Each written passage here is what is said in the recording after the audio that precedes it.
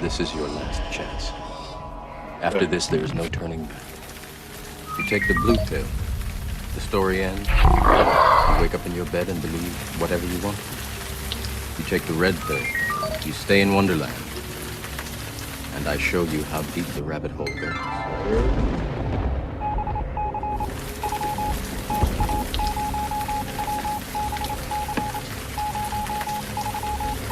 Remember, all I'm offering is the truth, nothing more.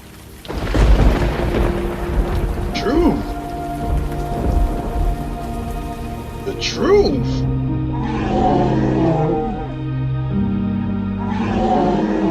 Did you say the tooth? Or the truth?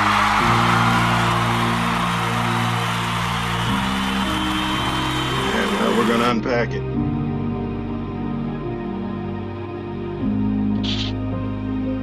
Buddy.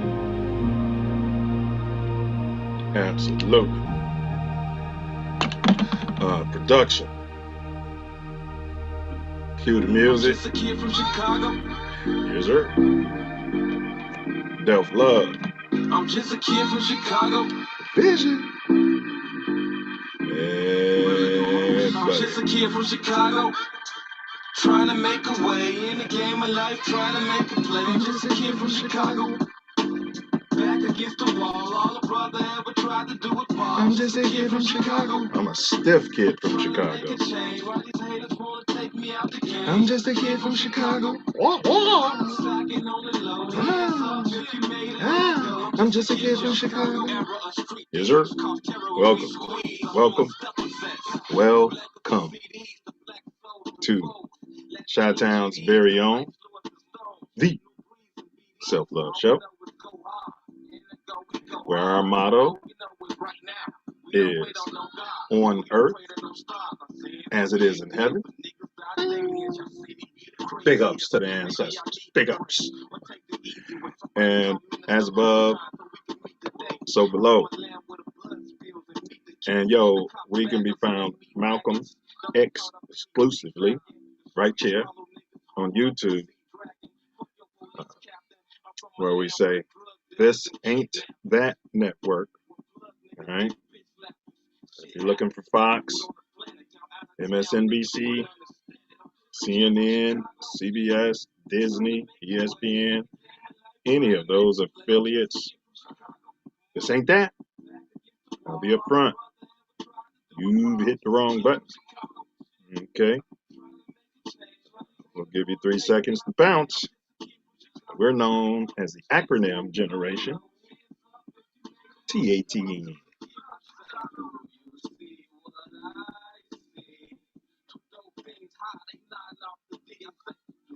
Hmm? Huh? Hmm? Huh? ESPN? Huh? TATN? Huh? McDonald's? Huh? Huh? They got Coons and Fletchings, and we got Silverbacks and Real New. Right here on TATN. And I'm one of your co-hosts, 9 Millie, also known as Self Love. What down, Chi-Town. Repeat after me, should you choose. I am stronger than my excuse. Again, I am stronger than my excuse. The third time is always charmful one. Again, repetition makes recognition. I am greater than my excuse. We got it. We're going to be greater than our excuse. And today is Hump Day. Hump Day. That's Wednesday, May 19th, 2021. And as always, we acknowledge that you can be any place in this magnanimous universe. And thankfully, we all Scooter chose to be here together. Here together. Brother Wordsmith, King, what down? What you manifesting today? G. Love. Self. Manifesting love. What you manifesting? You know, these wonder years, bro, I manifested pure magnanimous, unfiltered, unfettered. God's love, bro. No doubt. No You know, doubt. it's often tough. So that's how it goes. Being from a town like the Shy. What's speaking of the Shy, what's going on in your neck of the block today, bro? Yeah, this weather don't know what they want to do. It wasn't too bad. Rained, you know what I mean? Some. But I just wanted to say RIP to Paul Mooney. Man, legend, bro. You know, they throw that word around like everybody's a legend. All you got to do now is die and you're a legend. You know what I mean? Like, this guy, he did absolutely nothing with his life. But once you die, you're a legend. Yeah, man, I had met this cat, Paul Mooney story on La Brea. It's like San Pedro or something, or Pico. Pico is the cross street. And close to that, one of the main Roscoe's Chicken and Waffles, right? Yeah. And it's a gas station when they got the low grade, cheap gas. You know what I mean? You know, if you got a rental car, you go find that place because it's the cheapest gas in the world. You know what I mean? Top it off. And he was driving, bro. I want to say like a classic. He was pumping gas, and it was an old school car, like a Chevy Chevelle. It was the old school, right? Clean, bro. That's what caught my eye, the whip, bro. You know what I'm saying? And I just see this brother, this king, talking. He's talking to like 4 or 5 fans, being so down to earth, just down to earth with it.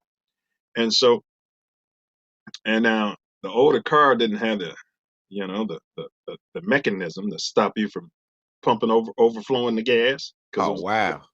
Yeah, so he's sitting here talking, and I'm just watching gas, run out. And I'm like, brother, I'm like, I know you got money to burn out there. You know what I mean? Look at the gas. Yeah, he was laughing. He was cool though, dope brother, man.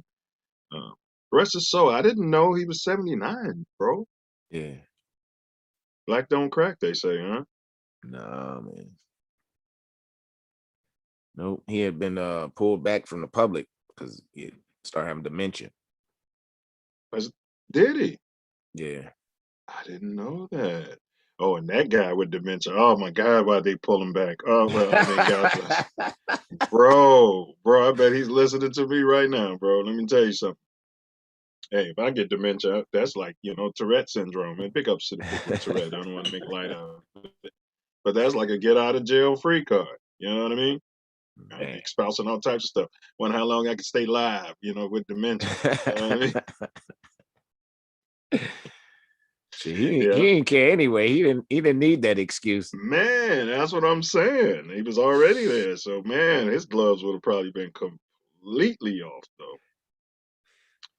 Yeah, but we all know, dementia's a serious thing. So, Very much so. he's up with the ancestors, and that's how it goes. So, man, today, this is one we've been waiting on quite some time, huh, Noopy? Oh yeah. It's gonna Yes. So, be a great conversation. I'm looking forward to this. absolutely. So today, in the building, we have writer, director, actor, uh, Carl Seaton. Okay, we're going to talk about where he came up at, how he moves. Um, you know, um, is he going to join the gang? Our give back gang, not get back, give back gang. All right. We're going to discuss, as always, the Mo Growth and Development Program.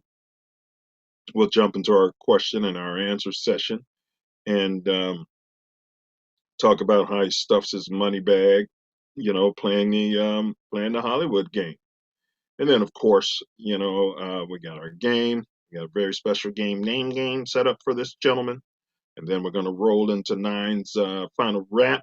And then, of course, my personal favorite part of the show. We're going to roll into the Tory Wordsmith's final words out there.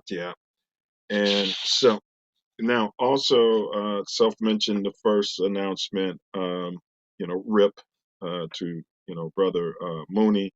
And then also we did already mention that we have, tomorrow on Mouthpiece Included, You guys check that out if you're into politics, if you like barbershop talk, you know, you like to sit back and talk shop. Then what you're going to want to do is, you know, tune in tomorrow at 9 p.m. Central right here on TATN. Our topic is MLS slash soccer, soccer American, football, football, European, or what have you. Football, you know, soccer. Why don't we do it in our communities more? It's a cheap sport. We're athletic, stuff a money bag. Those influencers have fans all over the world. I mean, if you can be that Beckham guy, huh? You know, imagine that. So we'll get into that tomorrow. But back to today's show. If you guys are in the industry, if you have any, you know, foot in the industry, any directors, writers out there, any thespians, you know, as a formal terminology is, we want to hear about it. We want to know about it. And then, you know, more bigger than that, you know, if you can just tell us exactly where you're chiming in from, and you can put that quite simply, you can just drop that in the chat. So that's all I got.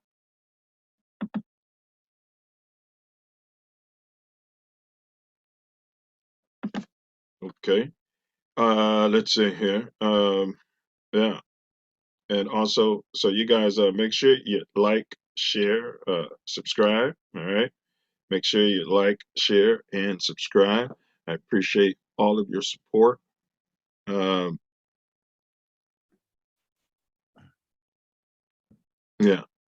Yeah.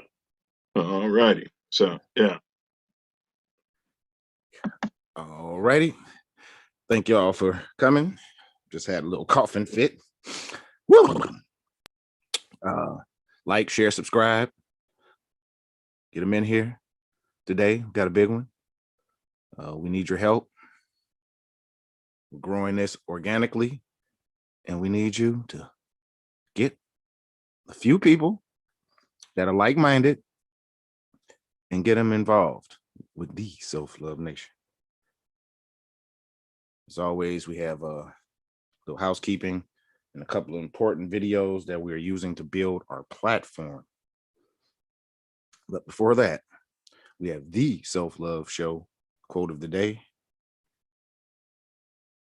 You pray for rain, you got to deal with the mud too.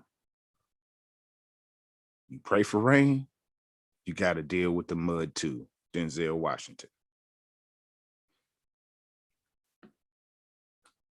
And pay very close attention to these videos.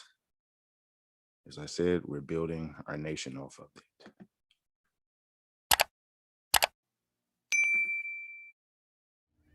In entering upon this course of instruction, each of you should, so far as possible, lay aside for the time being all previous theories and beliefs. By so doing, you will be saved the trouble of trying all the way through the show to put, quote, new wine into old wineskins, end quote. Luke chapter 5, verse 37. If there's anything as we proceed which you don't understand or agree with, just let it lie passively in your mind until you have enjoyed the entire show.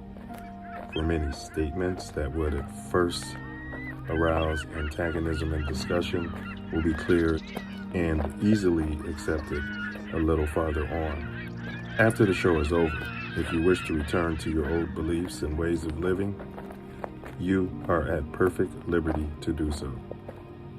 But for the time being, be willing to become as a little child.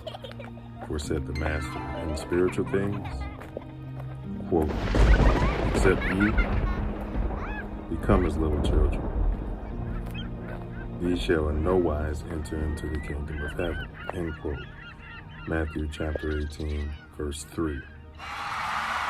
If at times there seems to be repetition, please remember, the Self Love Show is a lesson, not a lecture.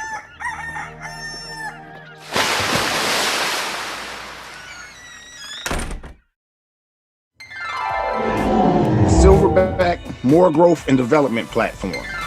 Number one, Repair our nation via reparations. We demand our silver back. Number 2, to connect our breadwinners with our activists. And 3, show an accurate depiction of African American Chi-Town. 4, to shine a light on positive influences. 5, to heal our community one person at a time. 6, to provide an unfiltered platform for our influencers. 7, recycle the black dollar. 8, to provide mentors for the mentorless. 9, to close the gap between us and our pink kinsmen. Yep. We shall close the gap.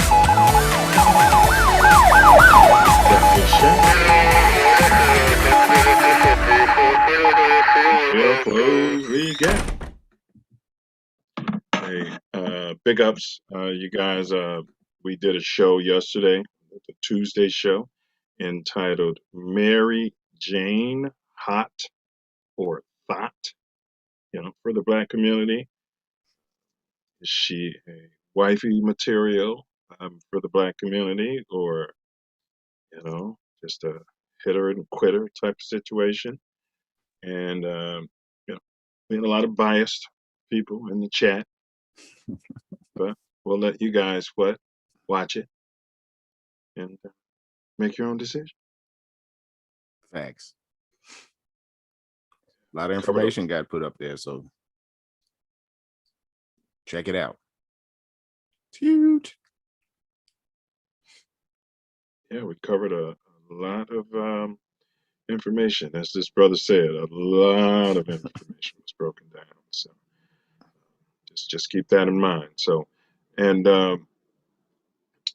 self-love. Don't know if you were privy. Did you see there was a road rage attack caught on camera? Did you see that? No. Pretty Well, viral. I'm pretty much, unplugged. Yeah. Big ups to production. Exclusive out of Queens. A fender bender turned violent. A driver clipped another car, and instead of trading information, one driver traded blows. All of this was caught on camera. It's rough to watch. At one point, a passenger was knocked out cold. I want to get out to News 4's Mark Santia live in Jackson Heights with the latest. Mark, what a story. Gonna leave the camera off. And Natalie, the victims, a father and son, were heading home to dinner. They just pulled out of this parking lot here and clipped another car. That fender bender quickly escalated to violence. A father and son home in a Queens neighborhood moments after this seemingly minor car crash. I'm gonna get with you shortly, bro. The man in the yellow sweatshirt is livid after his car was clipped Saturday night here in Jackson Heights. This is an accident. Accidents do happen. Calm down. I'll give you whatever you need to get. His son's a female cat. But Mohi Ahmed did not have the $1,000 the man was demanding for repairs. And he said that I'm going to kill him now. Then I said, no, you are not touching my son. And then immediately he hit me. Mohi's son, Adele. Man, look how he knocked your old man out. Look at your old man, bro, laid there. And then look at hit him twice. What the hell? Knocked out and put in such a hit the old man once, didn't he? like this. Yes. Never. Yes. And that's I what just I'm talking about. Did the loudest yell that I could possibly do. I just it was so loud, but I wanted to cry, I couldn't. Then he hit him twice after he knocked him out. Correct, but I could care less about him getting hit twice. He deserves it. They knocked a 60-year-old man out.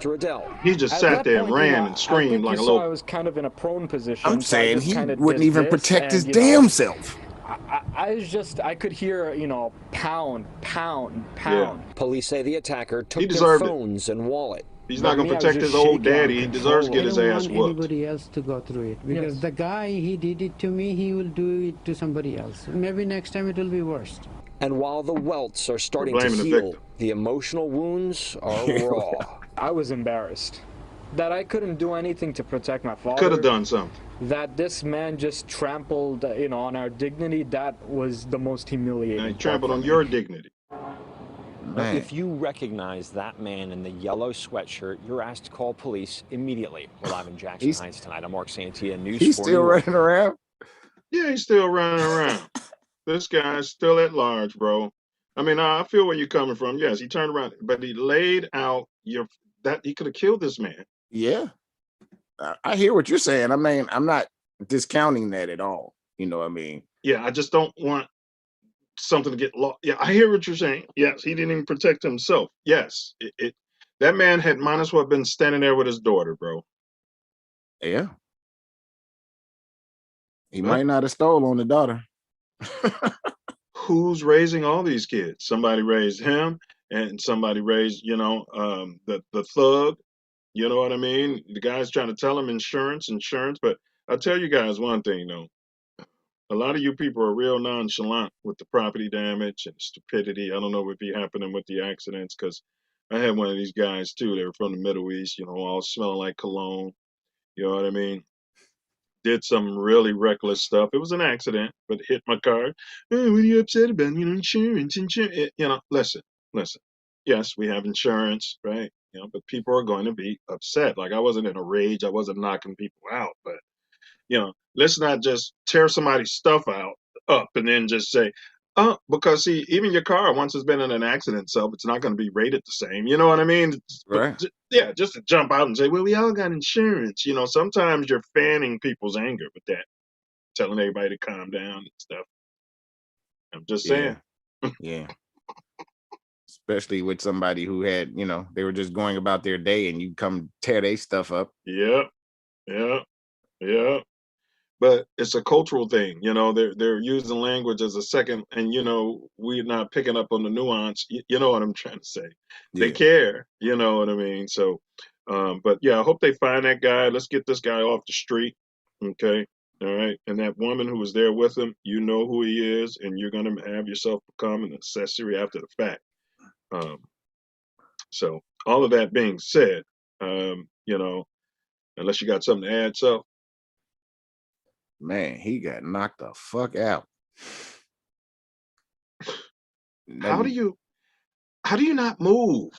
How do you not move? How do you not see that coming and, some evasive action or something? They don't put their hand up like he didn't do anything, but it's just lights out. It felt like a log.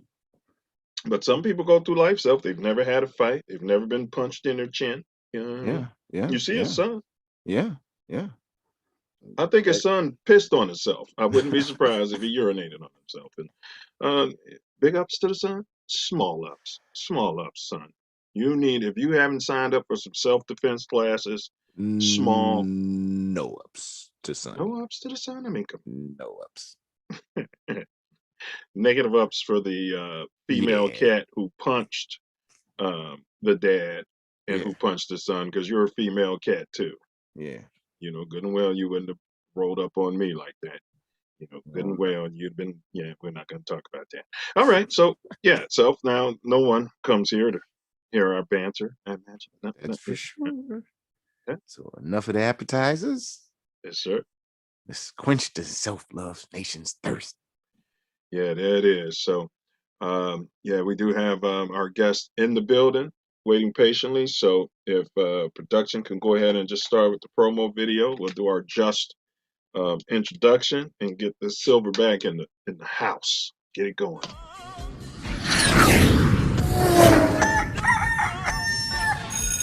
Like, share, subscribe, post it on social media. We're going to unpack it. Whatever he's got in that box, we're going to unpack it, people. What are you looking at, slave? Seaton and his film Kareem. Now this is an artistic expression. Turn it up, you know what, Carl? You tell me about it. I am the Been writer listening and to it. It's been director too of long. the short film Kareem. Kareem is a 12-minute silent film about a man who witnesses a traumatic event, how it affects him, and the steps he takes afterwards. Coming to the Self Love Nation, writer, director, actor, Chi-Town's very own Silverback. Directed 1 Week, Snowfall, Open, Supergirl, Bull, Batwoman, FBI, many more credits to boot. Production drop on you. Anonymous. In your lifetime, man, dude, you will never see. I thought he was born in the shot. Found out he wasn't. I'm ignorant. Hey, but yeah, this King in the building. My brother, my Noop, Chicago's very own. Started out with 1 week. We had the lead actor here, Kenny Young, sat with us. I think #1 in the Hollywood series. They dropped 1 week in 2000. He's spinning Snowfall right now. Catch Snowfall. All right. Man, he's done Chicago Fire, Chicago PD, The Shy, Bad, Dad, Rehab. We can go on and on and on. And his episodic directing, I think he got his debut through our new Invisible Noob, rest his soul, John Singleton. So big ups and a yo to John Singleton, you know, reaching back and opening up doors. I guess he hired him to direct 2 episodes of The Rebel. This Snoop attended Gamma Up University, and for those who don't know, that's Southern Illinois University. Those are the Salukis, way down there in Carbondale, and then he ventured from there to Columbia, and so now he's here, and he's sitting with the Give Back gang. So as y'all know out there in the chat, let's get those electronic hands going, and I will get this brother activated as production does their thing. And so let's see here. Boom, boom. There it is. There it is. That White Sox hat on. What's up, Noopy? What's up, y'all? How you doing, brother? Yo. Yes, sir. Yo, Noop. Welcome. Yo. Welcome to the Self Love Show. We've been looking forward to this conversation. Man, it's going to be expansive, and I know you're going to help expand the Self Love Nation. For sure. Definitely, man. Happy to be here, man. Honored to be here with you brothers, man. We go so far back. You know what I'm saying? Yes, sir. You know, I'm honored to be here with you all, man. You know, anything for the Noops, man. Yo. Yo. Hey, we appreciate that, Noop. You know, we honestly appreciate that.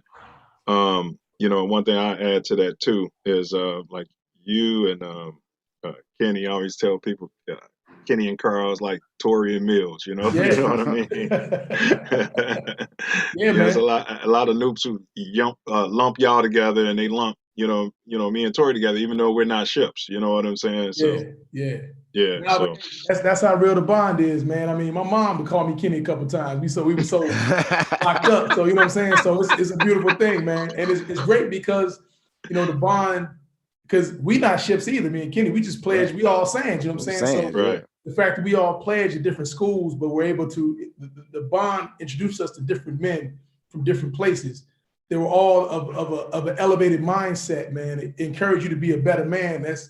I'm always going to be indebted to the bond for that, because I mean, it's cool to have your ideas and your idealism and your work ethic, but when you are surrounded by people that make you better and push you to be better, and you push them to be better, you just keep evolving and keep elevating. So that's always a great thing. Hey, it's funny he said that, because Noop, I saw this Noop, me and Tasia, we went to quick sidebar, their version of the house picnic here in LA.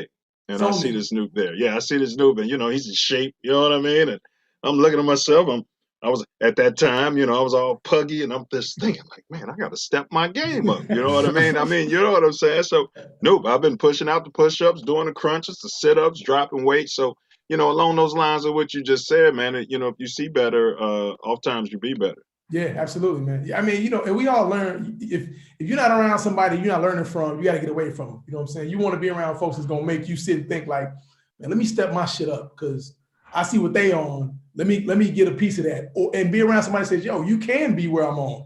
Ain't nobody, I'm not special. I'm not unique. It's all about lifestyle and work ethic. So come on, get this, come on, get that. So I salute you, Nuke, for doing the push-ups and the sit-ups and the squats. Get you some burpees in there too, and a whole lot of water every day.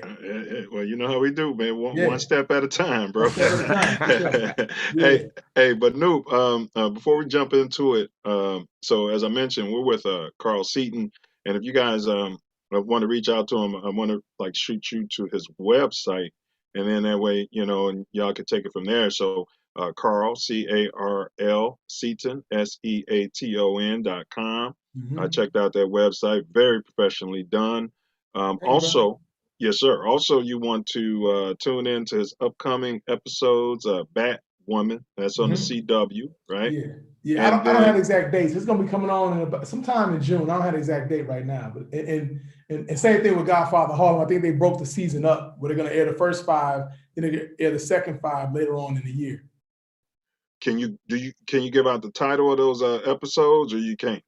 Yeah, man. What is shit? Hold on. What you can save it for after break. We take a 5-minute break. Okay, yeah, I do that thing. I had episode names. Yeah. I know we live. I don't mean to jam you up like that. All right. No, it's all good. I'm like, I'm thinking like, damn, what is the name of the episode? Like, oh man, I should know this. Well, Batwoman is Kate Kane because I just did that one 2 weeks ago. Godfather of Harlem is I have it after the break. I got to think about it because episode 9. So I got a gang thing swirling in my head right now. So working on a couple projects. So. And hey, that's great because the only thing worse than busy is not busy. Man, been there, brother. Been there. The only thing worse than employment is unemployment. You know what I mean? Yes, I know that tastes a little too well. So yes, sir. Man. So all right, let's see. So Self Love. Before we hop into it, you guys, as Self always says, make sure you like, share, subscribe. Let's get them in here.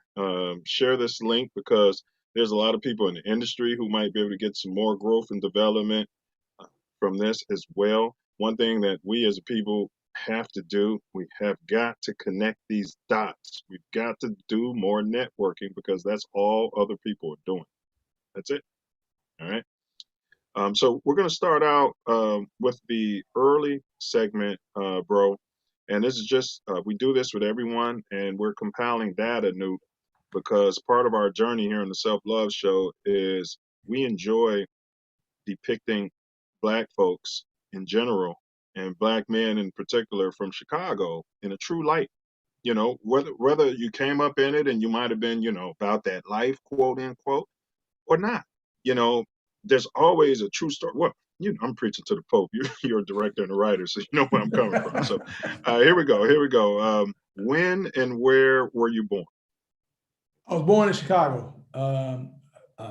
In the hospital off 93rd and Ellis, 1971, south side of Chicago. Yeah.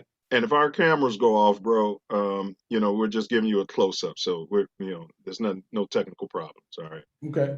And can you kind of describe what it was like coming up on the South Side, like in that community you were in, and you know, the early childhood, let's say up until around the age of 9?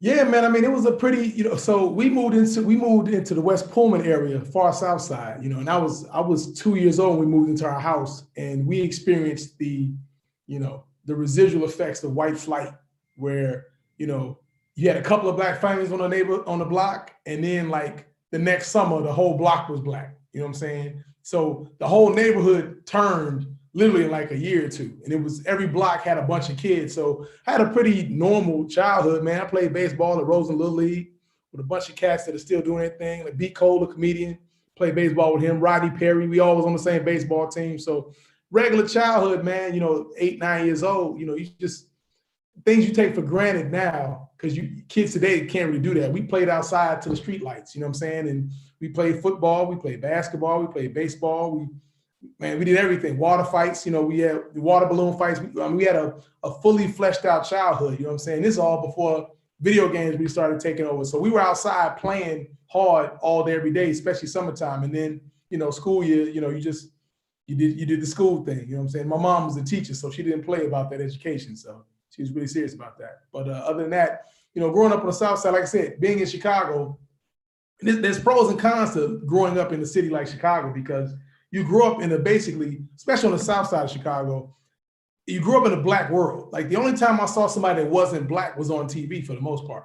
The mailman, the bus driver, the teacher, everybody was black in our world until TV. You know what I'm saying? And that pros is because you have a strong sense of culture, strong sense of identity. Cons is the world isn't really like that. So you really have to learn to step out of your environment to experience other cultures. And Chicago, just as a city, as segregated as it is, it's one of the most segregated cities, if not the most segregated city in the country.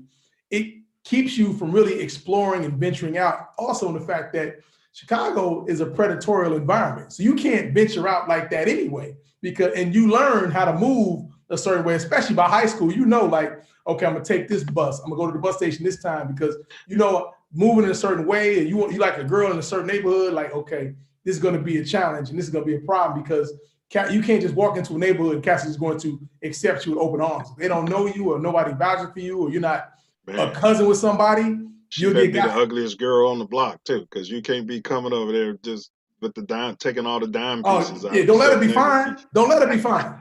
Let her be hot. Oh, they will have a problem with you, dude. You know what I'm saying? So yeah, you learn how to move and you limit your exposure. You limit your exploration. That's what I'm saying. Yes, sir. You limit your exploration, and that's stifling in your development because you're saying I go here, here, and here. You know, that's how you can end up meeting cats that have never left the neighborhoods. Like you got cats have never been downtown Chicago. Like, yo, man, you can see downtown from your block. What stop you? Like, I'm cool in my world because I know my world. I'm safe in my world. You start getting off the block, you start coming across people you don't know, and confrontations can arise and things like that. So that's one of the limitations about growing up in a city like Chicago. But like I said, growing up in the Chi, you learn to move a certain kind of way. It teaches you a lot of different things. It helps strengthen your instincts, which I love, that I apply daily.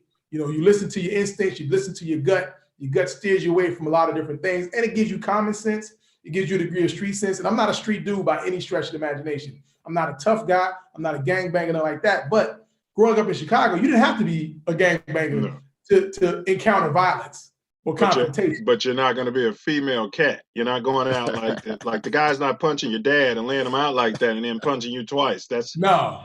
They got that out of you by 10, by 9, 10. You learn how to defend yourself. Oh, yeah. In the city. In fact, man, if I meet somebody from Chicago that has never had a fight, a dude, girls, I give them a pass. But if I meet a dude from the Chi that's never ever had a fight ever, I don't trust that cat. He got a side eye. I'm like, I mean, because like I said, you don't have to look for a fight in Chicago. It'll find you. Man, you don't. In It the most does. unlikeliest places. So when I meet somebody like, wait, you've never had a fight and you grew up here? Right. Like, and you claiming South Side or West Side. Right. Yeah. You know what I'm saying? So, you know, that's sad, but it's the truth. I'm like, you know, it's like I said, it's just being the environment we're from. Somebody's going to do something to provoke, challenge, or push or something where you have to, at the very least, defend yourself. You know what I'm saying? Defend yourself. You don't have to start no fights and find yourself in the middle of a fight. So, right.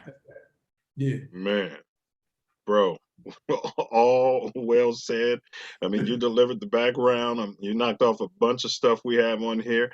I do want to ask you, though, your elders and then some maybe ancestors now, can you just kind of break us down with any lessons they may have been giving you around that time? Like, give us a sense of, were men in the picture? Were there fathers in the homes at this absolutely. time? Yeah, I was fortunate enough. I mean, my parents were married. I grew up seeing my parents every day. And the biggest lesson I got from both of them was work ethic. Neither one of them shied away from working hard. And not only did they say it, they showed it. You know what I'm saying? They showed it every day. You work hard. You know what I'm saying? You earn your place. You know what I'm saying? You embrace the work ethic. You embrace the journey that comes with obstacles and things of that nature. So applying that, and then my hunger for knowledge, that's another thing. Is my mom's a teacher, so she had us reading all the time.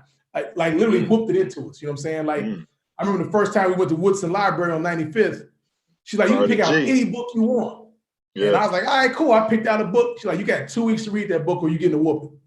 And nice. I didn't quite finish the book. Man, I got a whooping. But after that, if I got a book, I read that book. You know what I'm saying? And my mom instilled in all of us, my brother and my sister, we all became voracious readers, man, because reading, once again, exposed you to different worlds, different perspectives, different points of view.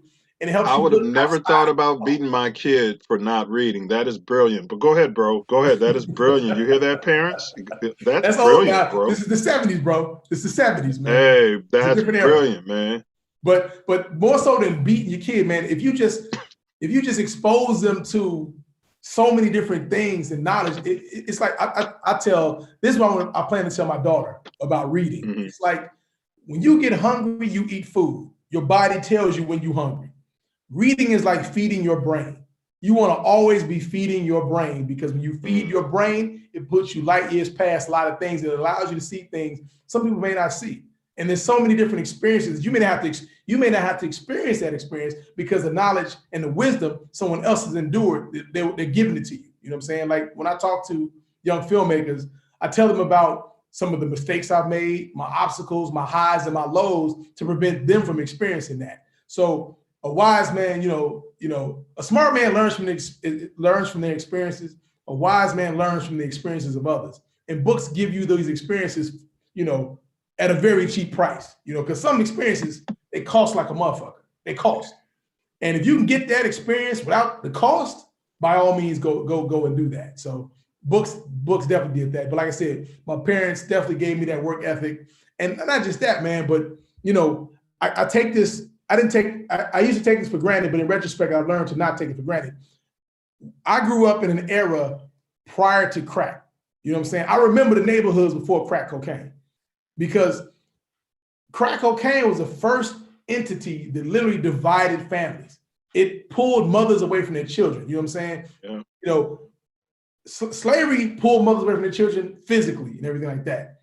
Crack had women choosing the rock over their children, and family members breaking into their own family members' homes just so they could, support that habit. So to see how crack ravaged our neighborhoods and our communities, and it decimated the family, it decimated the Black man even further, because the Black man has been oppressed in so many different ways for so long. Crack just put it over the edge in that regard. You know what I'm saying? So prior to that, knowing man, I grew up in an area where if you was on some bullshit on the block, man, you might get touched by your neighbor.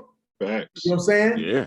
The oldest son from the neighbor, and then they tell your father, and then your father be like, oh, he did what? Oh, come on in this house. We about to finish this off. So you already had a certain level of protocol on how to move, because of the neighborhood had a sense of community. You know what I'm saying? And I noticed losing that when crack cocaine came into the picture in the mid 80s. It shifted overnight, man. I mean, the moral fabric just eroded instantly like that. Can you put a time frame on that? Time frame on what? When the crack, when you're saying when the crack hit? Oh, absolutely. 86, 87. Okay. Because I think it dropped around 86 wintertime, but because it's cold outside, people ain't really out. But like the summer of 87, shit was different. You saw motherfuckers walking down the alley like all hours of the night looking like zombies. Like, what you doing in the alley? And then you start seeing other people with the triple fat goose jackets on and the troop jackets. You know what I'm saying? And the leather. That's a little later on. Because what I saw like different things started happening, man. Like car antennas getting snatched off. Cats was using car antennas as pipes.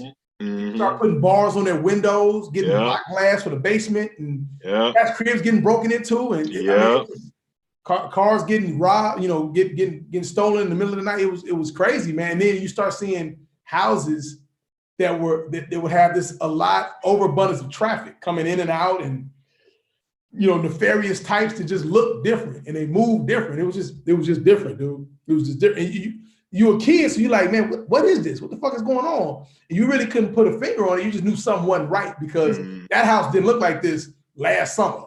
But this summer, these cats out here, they partying all night, they fighting, they partying, they just hanging out, just kicking it nonstop. People coming and going nonstop, and it was just crazy, man. It's crazy.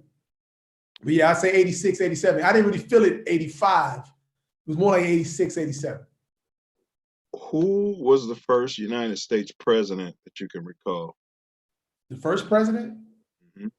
Well, I mean, George Washington was the first president. No, that you can recall in your lifetime. Oh, that was it was Ford, Gerald Ford. Okay. Yeah. And I recall him because he pardoned Nixon. And I think I was a kid, but I remember my mom explained to me how Ford pardoned Nixon, because Nixon had done some horrible fuck shit, of course, with the Watergate thing. And Tricky Dick. Watergate, when Ford became president, he pardoned him. I'm like, oh, okay, so he gave him a pass. And then Carter, then Reagan, and so forth. So Ford was probably the first one. Mm-hmm. Me too. How many times, if any, can you remember hearing gunfire growing up? Pre-crack. Never pre-crack. I knew a couple of cats that carried pistols. I remember waking up, man, I think I was maybe 5 or 6. We were kids and we had to all go they loaded us up. It was late at night. It was probably 10 o'clock, 10:30, but we said it was late because we were so young. We had to go to the police station to get my uncle out because he got arrested for carrying his pistol. So I knew a bunch of people that carried pistols nonstop, but carrying it was one thing. You know what I'm saying? And I remember the era when cats would carry a pistol, and then I remember if the cat pulled out, they gonna fire it in the air just to get you up off of them and get away from you. But in terms of like straight gunfire, that was once again late 80s, 87, 88. And then I went to school, but man, it really got hot like 91, 92. That's when it got hot from what I can remember. You know, being in college, you in a bubble because you in college, you know what I'm saying? So you didn't really see it back in the crib, but you get back to the crib in the summertime, like, oh yeah, it's hot out here now. It's hot. Man, it was very different. You know, we were down there in the land of milk and honey, you know. Yeah. Champagne. Oh, y'all had the beautiful campus, man. Y'all had not only did y'all have the beautiful girls, you had the smart, beautiful girls that had high self-esteem. Come on, man. but we would come home, just get off on 95th, grab some alcohol or what have you, some shenanigans, jump right back on. And that's how wild it was in the Chi. Jump right back on and go back to Champagne, man. Yeah. It was crazy in Chi. But who do you credit for showing you or teaching you how to move effectively? Now, I know you were already down at school, but you still had to know how to move. You even mentioned how you knew how to move, you know, growing up on the South Side. Like you couldn't go into like certain projects or whatever to get the pretty girl. So who do you credit for all of that? Or is that just organic? You know, who taught you all of that? It's a little organic, man, but I give my big brother, my brother's 3 years older than me, so I give him a lot of that credit. Because and he said a lot of the mistakes he made, he's like, man, don't do this because of X, Y, and Z. And I've always been a very active listener where I'm like, okay, let me put these pieces together. I'm not a hard-headed dude like that. You know what I'm saying? Like if shit makes sense, it makes sense. I'm not gonna be like, well, why? It ain't gonna work for me. And then not just that, but riding the CTA bus home from school every day was an adventure. You know what I'm saying? Like you pass in certain schools and at certain times, you see certain things, man. I mean, there's certain things I've seen on 103rd and Halsted. Man, whoo, some of the fights, crazy. Man. You know what I'm saying? And then also in high school was when the Air Jordans dropped. You know what I'm saying? I remember when the gangs had distinct colors, like Crips and Bloods in LA. And I remember the Jordans changed all that. And I could be on the bus with a cat, it's raining, it's 40 degrees, it's pouring down rain. He on the bus in his socks. You know what I'm saying? Like, man, they got you. They got you. You know what I'm saying? So yeah, my brother helped. My brother and his friends, seeing how they move was a big influence on me. Then organically, I've always been a watcher, man. I'm a voyeur by nature. I watch people. Yeah. And that's what helps infuse my directing because I'm always studying people. I'm not much of a talker. You know what I'm saying? If I'm in a room full of people, I let them dictate the conversation so I can pay attention. I like to study behavior so I can infuse that into my work. And I didn't realize that as a kid. I'm like, it's just something I did. But I realized what it was doing was preparing me for studying character, behavior, and infusing like body language and certain things into performance. So that's my biggest thing, man. If I'm in a room and I'm doing all the talking, I'm nervous. I'm talking way too fucking much. So I've gotten more comfortable talking now because, you know, people ask me to talk more, but for the most part, I'm a low key guy. I'm in the back, you know what I'm saying? Like, that's why I'm not the most active person on social media and all that. Know my name, you ain't gotta know my face. I don't need that attention or that limelight type of thing. I'm all about know my work, know my name, cool. I ain't gotta be this star walking in the room being that dude. I'm not that guy. I don't even move like that. I don't be. You're gonna let your reputation and your work speak. Absolutely. That's always been my goal. Let my work speak for myself. I've never been a great person going out to introduce myself to people and chasing people down and shit like that. That's never been a strong suit of mine. So I said, I've got to make sure my work can speak for me and my work can get me into places that I won't get into because I'm not that dude to just be sweating somebody and blowing somebody's phone up and chasing somebody down. That's never been who I am. One thing you said about reading, I could tell that what makes you such a great writer, and then also the reading aspect. When you said I've never like heard anyone put it that way, and never like put it in a bundle that way myself, but it's a good way to learn from other experiences. You know, it is at your own pace too. Because I told Self, I learned how to move. I used to read a lot of books by generals and Churchill and stuff like that when I was in like 6th, 7th grade. You know, George Washington. I would read a lot of biographies about these people, and they do be Malcolm X, and they do be telling you about the mistakes they made, and you know, and and you are getting that information, bro. Yeah. It's subliminal. You know what I'm saying? Yeah, because the autobiography of Malcolm X is one of the greatest books I ever read, man. And I didn't read that book. I feel like I was late in the game because I was 16 when I read that book. And I feel like I was late in the game because I had already read like Man Child of the Promised Land and various other books like that, Roots and things like that. But Malcolm X was like, oh, you can come from fucking up horribly in this way to becoming this type of person. So it just showed the evolution of a man, and from a boy to a man, you know what I'm saying? So it helped me look at people as opposed to judging them like, I'm gonna judge you for where you are right now. Like, nah, let me look past this action and see what's motivating this action. What are you angry about? What are you hurt about? You know what I'm saying? What's driving this bullshit behavior? Because I taught at CBS for a year, which is a whole nother experience. But talking with some of them kids, man, you realize, they acting out, but there's a reason why they acting out. You know what I'm saying? One cat was acting a fool because he was hungry.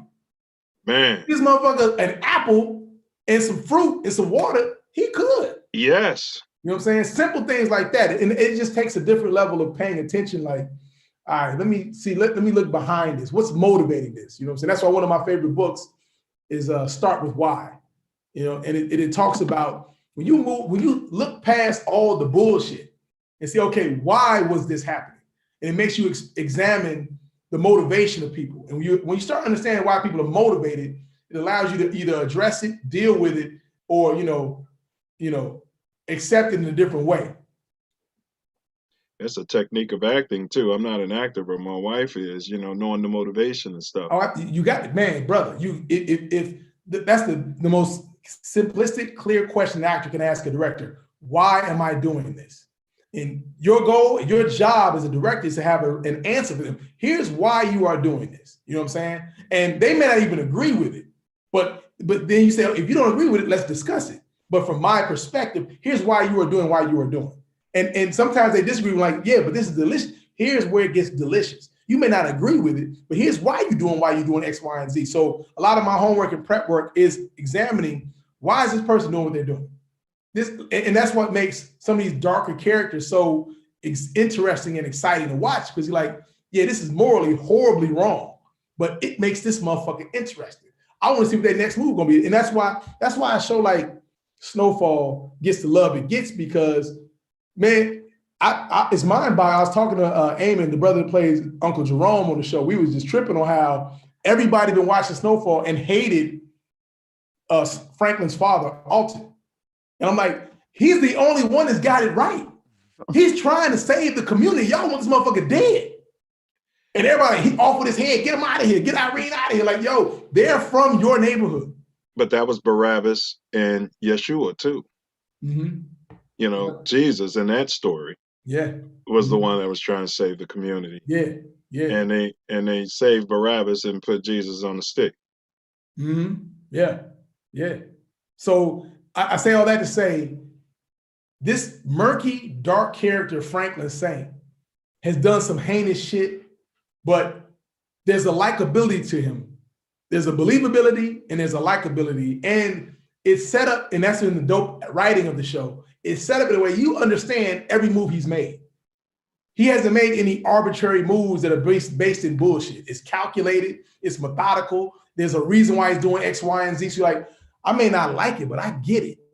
That's all you need. I don't need you to agree with me. I just need you to understand me. And that's the biggest thing. My mom and my grandma used to say that a lot too. My mom, through all thy getting, get understanding.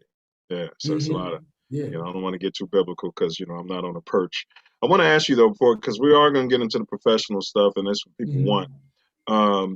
But we're ending this first segment of the early life, so I always end it before we get to self-love's question. Well, two questions. The first one is, as a silverback big homie gorilla, and silverback is two words, gorilla is Guerilla for obvious reasons. So as a silverback big homie gorilla, and we say that because we want our silverback, damn it, reparations, cut the crap, cut the check.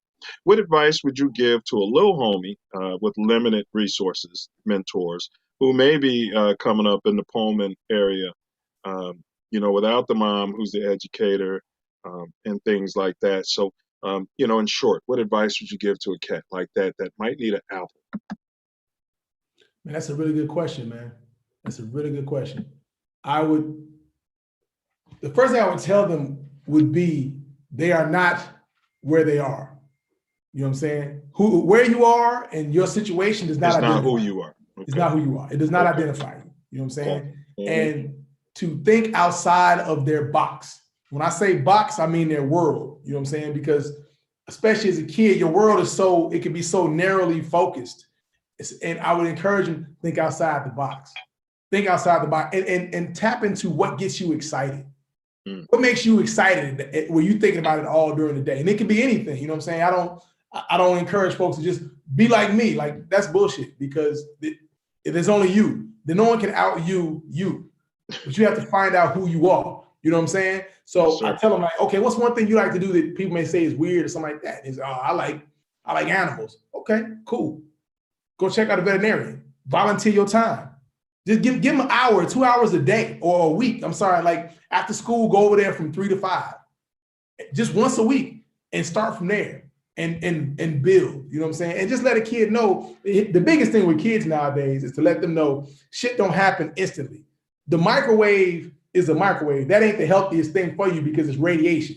Heating some food up in 30 seconds ain't natural. You got to bake that shit. You know what I'm saying? Take your time. Yes, sir. You know what I'm saying? Invest in yourself. Invest in the moments that you're spending your time in, because time is your greatest equity. Because a lot of these kids be all on the money. I'm like, yo, somebody can give you $1 million. You blow that shit in a month or two. You back to being broke. You get the knowledge and the expertise. That million can turn into 10 to 20 to be $1 billion or whatever. So I'd say that to learn patience. You know what I'm saying? That's another big thing. A lot of the youth don't really accept. They want it now. And I mean, people hit me on my DMs all the time, like, yo, make me a star. Do this for me, do that for me. I'm like, well, what do you have to show? You know what I'm saying? I'm like, yo, and I tell them, like, don't approach somebody you don't know like this, because no one's going to ever take you seriously. You know what I'm saying? Right. I mean, people like, yo, just put me on. Like, and I say, well, who the fuck are you to be put on? Man. What have you done to be worthy of that? You know what I'm saying? Like, a lot of people be like, be my mentor. And I tell them, like, yo, here's one of the biggest lessons I learned. It took me 30 plus years, damn near 40 plus years to learn this lesson. You don't pick mentors. Mentors pick you. And they pick you based on how you moving. So if you moving right, a mentor will come and grab you. And that is something I've learned through my life. Like when I'm standing in my purpose, doing what I'm supposed to be doing, mentors will show up in ways I can't even expect. Like Brother John Singleton, you know what I'm saying? He saw 1 week at Acapulco Film Festival back in 2000, instantly became a fan. He said, oh, wait, and y'all noobs too? Oh, I fuck with y'all heavy now. I fuck with y'all. You know what I'm saying? Man, we just try to make a movie. You know what I'm saying? We try to make a movie that could help push our careers. We didn't know where it was going to take us, but we said, this is what we got to do. It was hard as hell to do. Everybody told us not to do it, but we jumped into it. You know what I'm saying? So like I said, you don't pick mentors pick you. Well said. And then, so I'm going to throw it over to Self Love. We're wrapping up this first segment. Appreciate that, good brother. Self Love. If you got something for him, please, let's have you back and forth, and then we're going to do the chat after you finish. No doubt. You talked about baseball. How did sports affect your life? Oh, greatly, man, because like I said, we played baseball. The team sport was great because you learn how to interact with folks, you know what I'm saying? And I played baseball in the spring and the summer, football in the fall, a little basketball in the wintertime. And you learn, like, I'm not good at basketball. I'm 6'4", but don't ask me to hoop. You know what I'm saying? You give me the ball, we all might get hurt. You know what I'm saying? So, but I excelled in football. You know what I'm saying? But the beauty of it is you still play these sports. You still, you still played them. You excelled in them. You found out what you were strong in. You know what I'm saying? Like I knew I had speed. I knew I could take a hit. I knew I could give a hit. You know what I'm saying? So you learn little things about yourself. But you also learn through sports who you can trust, who got your back, who ain't gonna show up, who gonna talk all that shit, but when it's time to really get to it, who gonna come through with it? You know what I'm saying? And that has lasted with me. You know what I'm saying? Like I've always been drawn to folks that I would look at like, man, I gotta step my shit up. Man, if they on that, I'm half-assing. You know what I'm saying? Work ethic. You know what I'm saying? You got cats. If you got a game at 3 p.m. and you got cats there at 1:15 going over shit just to get ready for the game, like, oh, I'm tripping. I'm over looking at these girls. They can focus and lock in. You know what I'm saying? Let me lock in and seeing how that goes. And then you see the cats that get it. You see the cats that don't. And you start making choice like, okay, that's a certain crowd. That's a certain element that's going that way. If I fuck with this element, who knows what route that can lead me to. But I fuck with this element, this can only lead me upward. You know what I'm saying? And that helped keep me away from a lot of the bullshit too. You know what I'm saying? Like, I mean, my mom being a teacher, she knew all about the gangs and shit. So trying to bring some gang culture to the house, she wasn't gonna have it. She knew all the symbols, all the language. You couldn't put that shit past her. You know what I'm saying? So I wouldn't even try to entertain that. And then number one, and then number two, it didn't really appeal to me because there was never a positive ending for that. You know what I'm saying? I had a friend that was a gangbanger, and I remember when he chose that route, and he went that route, and he got into a skirmish with some cats, got hit in the back of the head with a bat and shit. Like, you know, like this is the choice the choice you made weeks ago led to this. You know what I'm saying? This didn't just happen right there. So, you know, that's probably the biggest thing, man. I feel like I'm rambling. I may have lost the question, but yeah, that's probably one of the biggest things. Yeah, you didn't ramble bad. You went in a good direction. Yeah, you said a lot of gems there. Go ahead, Self. If you got some more, man, go ahead, bro. Man, I don't want to go too far because I mean, we'll get into the next segment then. Yeah. Let's do this.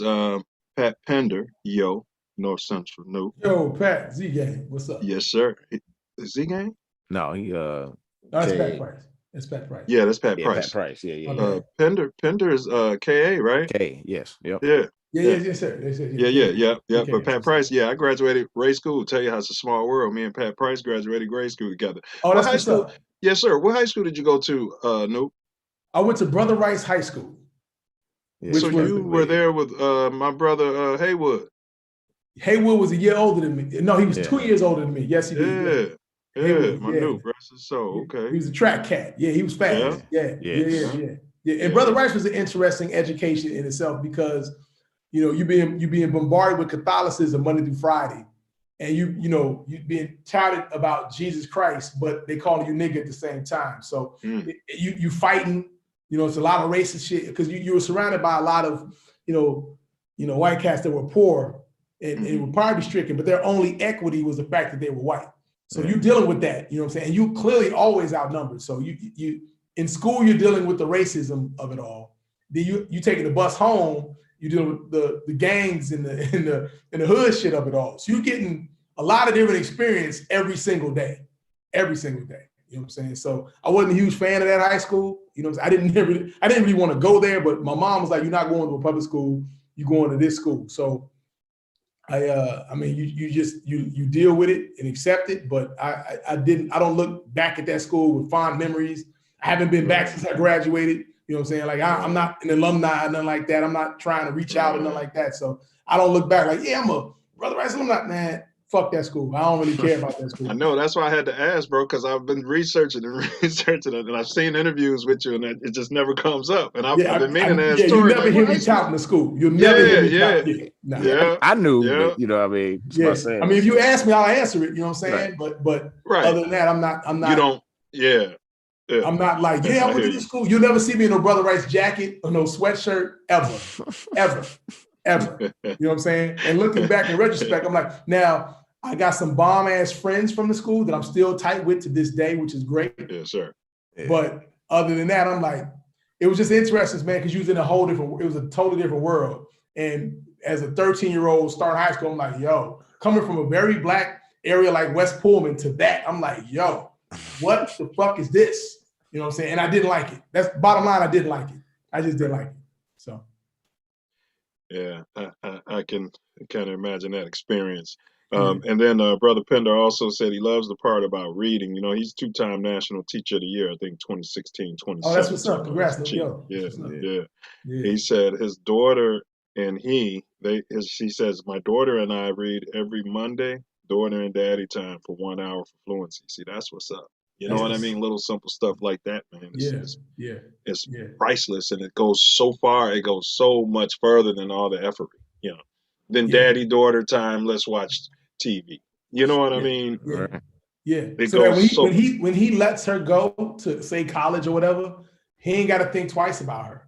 He's giving her the gems and the game and the cheat code to thrive.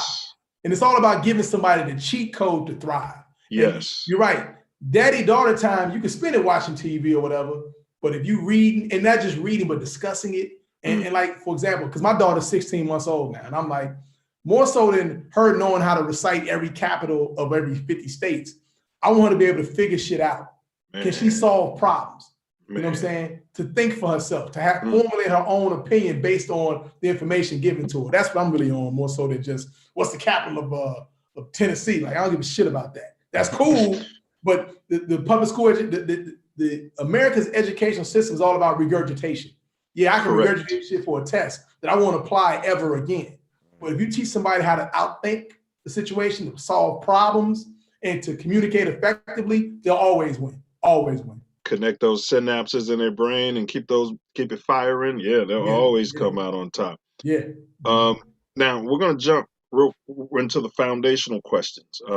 Self Love and I, we have the More Growth and Development program we've come up with. It's fluid. So just want to ask you, brother, what's your take on reparations? What's your take? Reparations. You know, I support them if they're done correctly.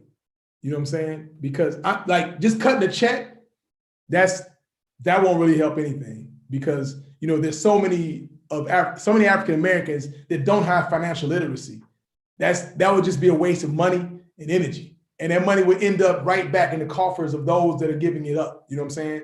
But if it's reparations done in a way where student loans are cut, taxes are removed, where you can build financial equity and financial wealth in a meaningful way, I'm all for that. That's what I'm really all about. You know what I'm saying? So when I think of reparations, I'm thinking like all of these companies that are still around today, like Chase and so forth, that literally were built off of the backs of slaves. They should drop $1 billion here, $1 billion here, $1 billion here. You know what I'm saying? That's the type of reparations I'm talking about. Meaning, you know what? For reparations, we're not going to give you any money, but you own your house now. Don't worry about that mortgage. It's gone. Don't worry about these taxes for a decade. You know what I'm saying? So you can use this money to build. You know what I'm saying? And that's the thing, you know, with African Americans, man, it was been so hard for us to find opportunities to thrive and flourish that we couldn't really build. We could literally just exist. It just exists to the next month, to the next month, to the next month, so that when your kid trying to go to college, like, I ain't got no money for you. I existed enough to get you here. Man. Ain't no savings. You know what I'm saying? So that when people retire, you got people working up into their 70s, 80s because they can't afford to retire, because they're living off a minimum wage or a low paying wage, and the cost of living is constantly going up, up, up. So when I think of reparations, I'm thinking ways that can create, you know, financial wealth, you know, financial prosperity, and ways that allow them to, you know, and more so than that, classes and workshops and education. And not the typical education where you get a grade, but education and say, you know what, if you want to take this free financial literacy course that will allow you to understand the stock market, to understand free trade school. Free trade school. Yeah. Dude, people sleep on trades, man. Yeah. That's one thing I loved about CVS, because you go to high school, you come out of there like, yo, I'm that close to becoming certified to become a plumber or whatever. These guys make some great money, and they're always in need. It's not they're never short on work either. Any myths or stereotypes regarding Black men from the Second City that you would like to clear up or touch on? Myth. Man, Myths, assumptions, stereotypes. stereotype. I have to think on that one, man. A myth or a stereotype about brothers in Chicago. Like, share, subscribe, hit the bell, share far and wide. So we can get this. Man, I don't have an answer for that. I don't really know, man. I can't really say I subscribe to these myths of Chicago, folks. Just that we all violent. That's probably the biggest one. That we all violent. You know what I'm saying? Like, people just really assume that we all like to fight all the time. Now, true enough, I mean, growing up, it's definitely a part of the culture. Where you go to a party, I remember going to a party, man, and the cat gets stabbed at the party. They cut the lights on for a little bit. Ambulance come take him away. We go back to party. It's like, all right, we still here, so we ain't going nowhere. So violence was definitely a part of our culture, but it wasn't all about violence. You know what I'm saying? But I mean, and I think that's one of the biggest myths. But then again, I've been gone now for 20 plus years, and now I talk to some of these young cats, and the level of violence is it's a different kind of violence I see now, and I'm like, I understand. I remember the violence back in the day, but there was even some type of protocol to that. But now it's just no method to the madness, man. I mean, you got internet beefs that turn into cats getting slaughtered and shit. It's crazy, man. I'm watching the videos and they just be sitting there shooting at each other back and forth. Back and forth, like, man, why don't y'all join the army, join special forces? You can get a check behind that. You can get all types of benefits. Man, so I don't really know. I'd have to think on that. I have to circle back with you about the myths that I like to shatter about Casual Chicago, but. What I do know, and women have told me this, that we practice a degree of chivalry. You know what I'm saying? We open doors for women. You know what I'm saying? So, and they don't get that in a lot of places, specifically LA. LA is a different kind of place where cats is like, open your own door. You know what I'm saying? So when you open the door for a woman, she's like, what are you doing? I'm like, I'm opening your door. They don't even know how to react to that. Correct. Yeah, you'll get hit with, they'll spew hatred. He's talking about LA for real, bro. I was like, why are you doing that? Like, because this is how it's supposed. Let me walk on outside closer to the street. Right. You know what I'm saying? Like but some of them balk at it. Some of them be like, they're impressed with it because they never experienced it. I'm like, right. Yikes. So that says a lot. That's horrible about the men and them. Like, if you at this age you never experienced this, like, man. All I'm saying is just you're better off calling them the B word than the queen word. You're more likely to get cussed out if you call the wrong one queen or earth out here. So it's just weird. It's really weird out here on the left coast. Oh, they go hard. You try to say something positive. Not all of them, let me qualify this, because last thing I need is, you know what I mean? All right, so here we go. What would you like to see, or what do you think should be top of our list as foundational Black Americans, direct descendants of chattel slavery? What do you think should be at the top of our agenda, so that we can get this man's knee off our neck, so to speak? What should be at the top of our agenda? Well, definitely, financial stability. I mean, civil rights march was great. Protesting is always great, but this is a capitalist society. It don't shit move but the money. You want to dictate change, move some money around, or take some money away, or put some money into it. You know what I'm saying? That's why lobbyists are so important in the political landscape. They're bringing money in. You know what I'm saying? You got people just cutting checks to people just so they can get shit done the way they want to get it done. You know what I'm saying? And I think, and I think we're figuring that out now. I think we're realizing that the power comes in moving this money around. The money is the biggest bully. You know what I'm saying? Yeah, you may have an arsenal and this and that, and it's just like when you're working with a company or you're doing business with somebody, and you threaten them like, I'm going to remove my business from you in perpetuity. They perk up. They straighten shit out. They be like, well, I don't have an answer for you. Like, you better figure out an answer, or X, Y, and Z will happen, and watch how shit moves. You know what I'm saying? And you learn that from people like, especially when you talk to cats that are, multimillionaires or even billionaires, and how they move and their level of ownership. And when I say ownership, it's not necessarily I own property such and such. Says they own their situations. You know what I'm saying? And when I say own their situations, if they're not happy with something, they will definitely flex to make themselves happy, or at least satisfied. And that comes from money. You know what I'm saying? And as much, though we are not the dominant majority of the population, we are, the majority of the population in terms of spending. We spend a whole lot of money. If we can figure out a way to control that spending and make it more purposeful, that's how you really affect change. in a capitalist society. Now, if this was communism or something like that, or socialism is a whole other conversation. But for a capitalist society that is ruled by money, that's how that would be my priority right there. Do you really want to get the man's foot off your neck? Like, for example, the policing of it all. You start taking that funding away where they ain't got tanks no more and grenades and shit like that and overtime. They'll change their tune. You know what I'm saying? Like, yeah, you can march and all that. You can burn shit up and all that kind of shit, but you hit them in the wallet.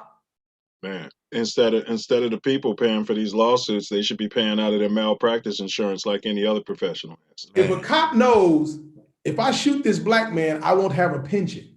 Correct. That shit, ain't nobody getting shot in the back no more. Or let's say macro. If all the cops know that this pig doing pig stuff is costing us all money, now they have more. Now they have a reason, you know. Now that's phase 2, the accountability. If my partner, like, no, don't do that, bro. Don't, like, if when George Floyd was dying for those 9 minutes, it had just one of those motherfuckers said, "Dog, chill out. You costing me money, right? You gonna cost us all some money, dog. Right? Enough. You know what I'm saying? Right. So yeah, those. You hit some great points, so I appreciate that, because I was going to ask you about how you feel about recycling money. You hit on that. So earlier you talked about mentors choose you as opposed to you choosing mentors. So who were and / who are your mentors? And then the second part to that question is, are you currently mentoring anyone? Yes. I said that first. I'm mentoring a whole lot of people, man, because it's funny, man, because, okay, let me go back. Yes, I have mentors, and I've been blessed to have mentors. And actually, my first strong mentors were the Noops. You know what I'm saying? I pledged my freshman year of college. So all I knew was the Noops all my years of college. So I was exposed to not just the Noops from my chapter, Gamma Upsilon, but Noops all through the North Central Province. You know what I'm saying? All through, you know what I'm saying? All of them focusing on achieving something. Go ahead. Exactly. And like, I remember sitting at the Beta House talking to Maurice and them, and they just, and the conversation they're having, I'm like, yo, my mind is blown. Just this type of discussion to see black men having. I'm like, I'm here for this. I'm here for this. You know what I'm saying? Cats are talking about, you know, racial equity, you know what I'm saying? And South Africa and a lot of different things, man. And 92, topics that you just don't hear on a regular basis. Yeah. So the first degree of mentorship came from Kappa Alpha Psi, you know what I'm saying? And then as a filmmaker, based on our first film, 1 week, I got mentors from like legends of the game, man. Bill Duke, Reggie Hudlin, John Singleton, you know what I'm saying? And these brothers embraced us and was like, here. And I single those cats out because not everybody embrace you. You know what I'm saying? A lot of cats be looking at you like you competition. They're like, man, fuck you, little nigga, go get your own. I got mine, good luck. You know what I'm saying? Or they look at you as competition and they're afraid of you. You know what I'm saying? Because I know a bunch of directors and filmmakers who I would reach out to just trying to pick their brain, and they was like, just keep doing your thing. You know what I'm saying? And so you remember that. And you remember those that are transparent and forthcoming with information and just acknowledging where you are and how they can, you know, advance you. Like, and everybody assumes that you either want a job or money. I'm like, I don't necessarily want a job or money. I just want the game.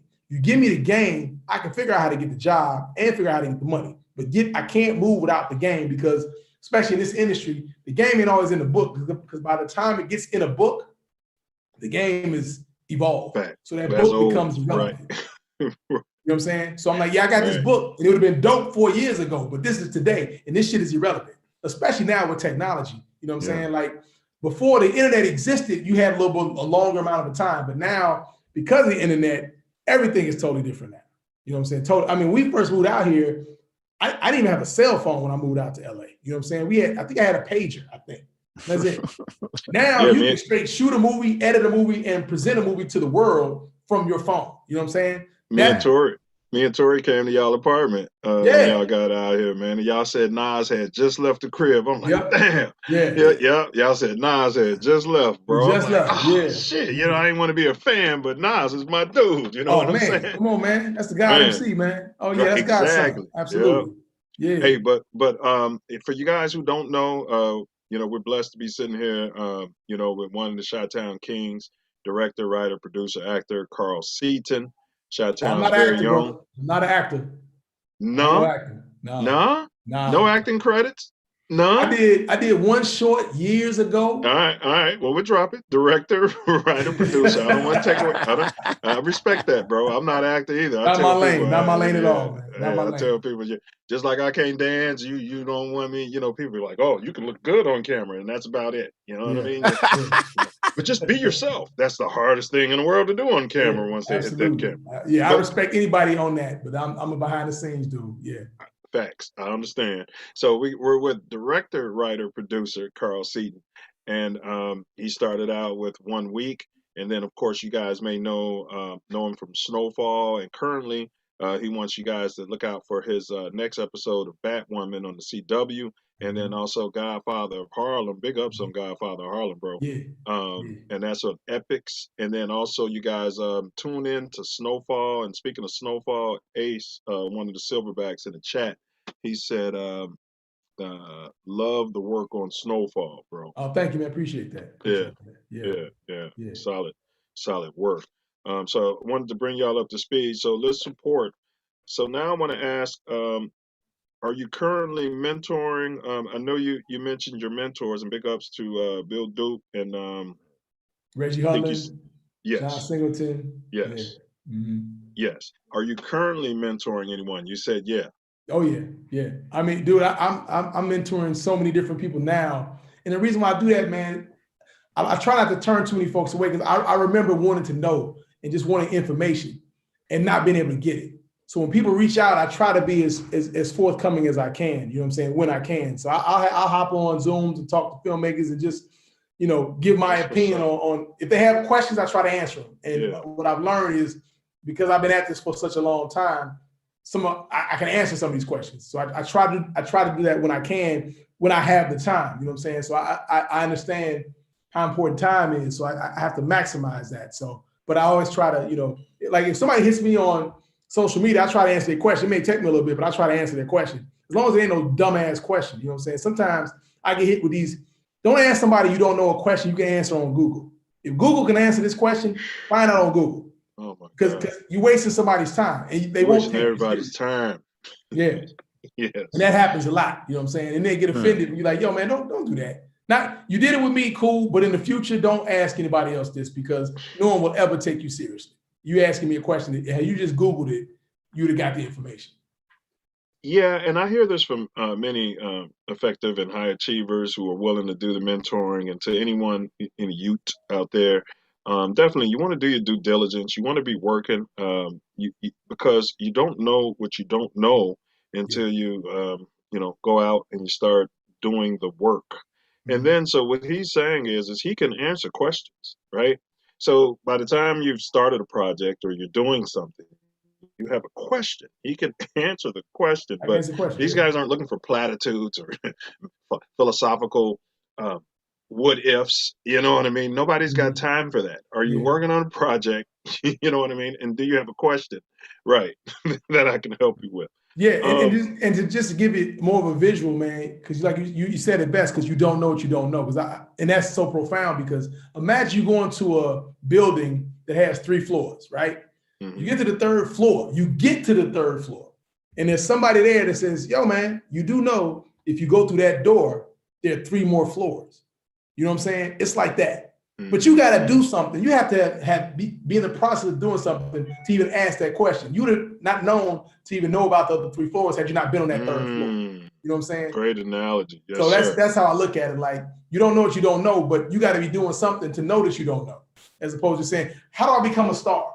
Who do I talk to get put on? Like, people hit me up like, yo, put me on Snowfall. Like, come on, man. Really? So that's it, bro.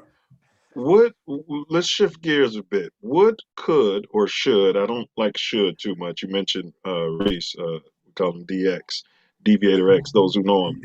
He doesn't like should too much because he says it's a judgment. But, and it is as I think about it, but what should Black men do to protect our women, quote unquote? You know, you can't be possessive anymore. It's a new day. But what can black men do to protect black women from being murdered, kidnapped, and trafficked at a much higher pace than any other race, bro? And it'll blow your mind if I give you figures. Well, the first thing black men can do is acknowledge their pain. Because black men we're taught to suppress our pain, our fears, our anger, our emotions in general. We're taught to suppress them. And we're rarely in safe spaces that allow us to share that. You know what I'm saying? So I think, number one, acknowledging our pain, acknowledging our emotions and our feelings gives us a level of self-worth that will, reach out, that will extend into giving that worth to women, our women and our children. It starts with self. You know what I'm saying? Just like I remember when my baby, right before my baby was born, my boy was like, listen, man, make sure you take care of your girl, then the baby. I'm like, shouldn't it be the baby, then my girl? Like, nah, you got to take care of you so you can take care of her. Then y'all can take care of the baby. It's a trickle down effect as opposed to from the bottom to the top. I said, that makes sense. So in terms of protecting black women and black children, black men have to first protect themselves. And first of all, they have to identify their problems. You know what I'm saying? Because we've been taught to suppress and ignore shit for so long, it compounds. And that's why hypertension, high blood pressure, diabetes is killing us at such young ages. You know what I'm saying? Cats get wiped out at 50, 45, prostate cancer, all that. A part of that is tied into the stress that we carry. It's a weight. And it's a weight that we've carried for so long, we don't even see it as a weight anymore. So to shed that weight will make us lighter and freer, and then it will all extend into support of our women and our children. Well said. That's we're adding that to our more growth and development program. Ernest Raj, he sat with us. What's Ernest Thomas? Thomas, Oh yeah. Okay. Yeah. And he pointed it out to us. There was something that he wanted to be addressed. So something Self Love and I are looking at. My last question in this segment, and then I'm gonna throw it to Self Love. What is your take on Black Lives Matter? You as a black man from Chicago. Well, I definitely support and believe that Black Lives Matter. You know what I'm saying? And I know it's been politicized. A lot of different people have issues with, the founders of it and things of that nature. But at its barest essence, it is a proclamation. I don't even see it as a political platform because it's humanity. You know what I'm saying? And I don't understand how it confuses me how people get mad at the statement, Black Lives Matter. It's not like we're saying Black Lives Matter will kill you. We saying, listen, we have value. Black Lives Matter is tied to self-worth. Black Lives Matter. We have worth. We have value. You know what I'm saying? And the fact that people challenge that or want to discredit it or discount it, it just exposes the level of racism, or not even it's a level of racism because their perspective is so jaded to their point of view, they can't see anything else. So I am in support of Black Lives Matter. You know what I'm saying? It's funny because I was up in Vancouver doing an episode of Batwoman. And if you've never been to Vancouver, it's like 0.3% African Black people in Vancouver. Yeah. 0.03%. So you ain't seeing nobody else. Whole crew rocking sweatshirts that say Black Lives Matter. You know what I'm saying? There was a guy on the crew that would make these sweatshirts and gave them out. And they was rocking these joints on a regular basis. You know what I'm saying? So it's a humanity thing. Anybody wants to make it a racial thing. Here's the thing, though. A lot of the things we see happening right now with the GOP and the storming of the Capitol and all this kind of shit, what we're seeing an erosion of power in a way we've never seen before. You know what I'm saying? The white man in America has never been challenged like that before. So his dominance is being subjected to attacks, and it's starting to dissolve because as the population becomes more diversified, it's inevitable. So what we're seeing is this last stand. You know what I'm saying? And that's why these type of actions are happening. Man, wow. So we're here again with writer, director, producer Carl Seaton, and you guys look out. He wants you guys to be on the lookout and support the next episode of Batwoman. We'll get more information, and I'll drop it below in the comments once I get it from him. As we get the exact dates, that's on the C-Dub, and then Godfather of Harlem. Big ups on that one. Epics, and then tune in to Snowfall. Tori Wordsmith, I'm gonna throw it to you for the questions for your Sands as we end this more growth and development segment. Yeah, like, share, subscribe, hit the bell, hit the drill. So you breached upon it, but talk about recycling the money within, the black community. Yes.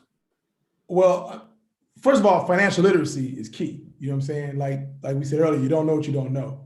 And a lot of us it's not taught in our school system ever. You know what I'm saying? Like there's a podcast I got addicted to during the pandemic that I love. It's called Earn Your Leisure. And it's these two brothers. They basically created a university, an online university that teaches financial literacy, how to start your own business, how to get into the stock game, money, mutual funds, things of that nature. And in that regard, starting with knowing how to, so if somebody gave you $10,000, you know what to do with it to make it flourish. A lot of cats would think they know, a lot of cats don't. And learning that would be the first step. Second step would be learning to invest in our businesses, you know what I'm saying, and reinvest in our businesses. Like there's certain communities in the country where you can take $1 that flips over in that community 14 different times. Yeah. You know what I'm saying? Meaning I'm going to my local bakery, I'm going to my local barbershop, my mechanic, my school, my church, my grocery store, and all this money is staying in my community. You know what I'm saying?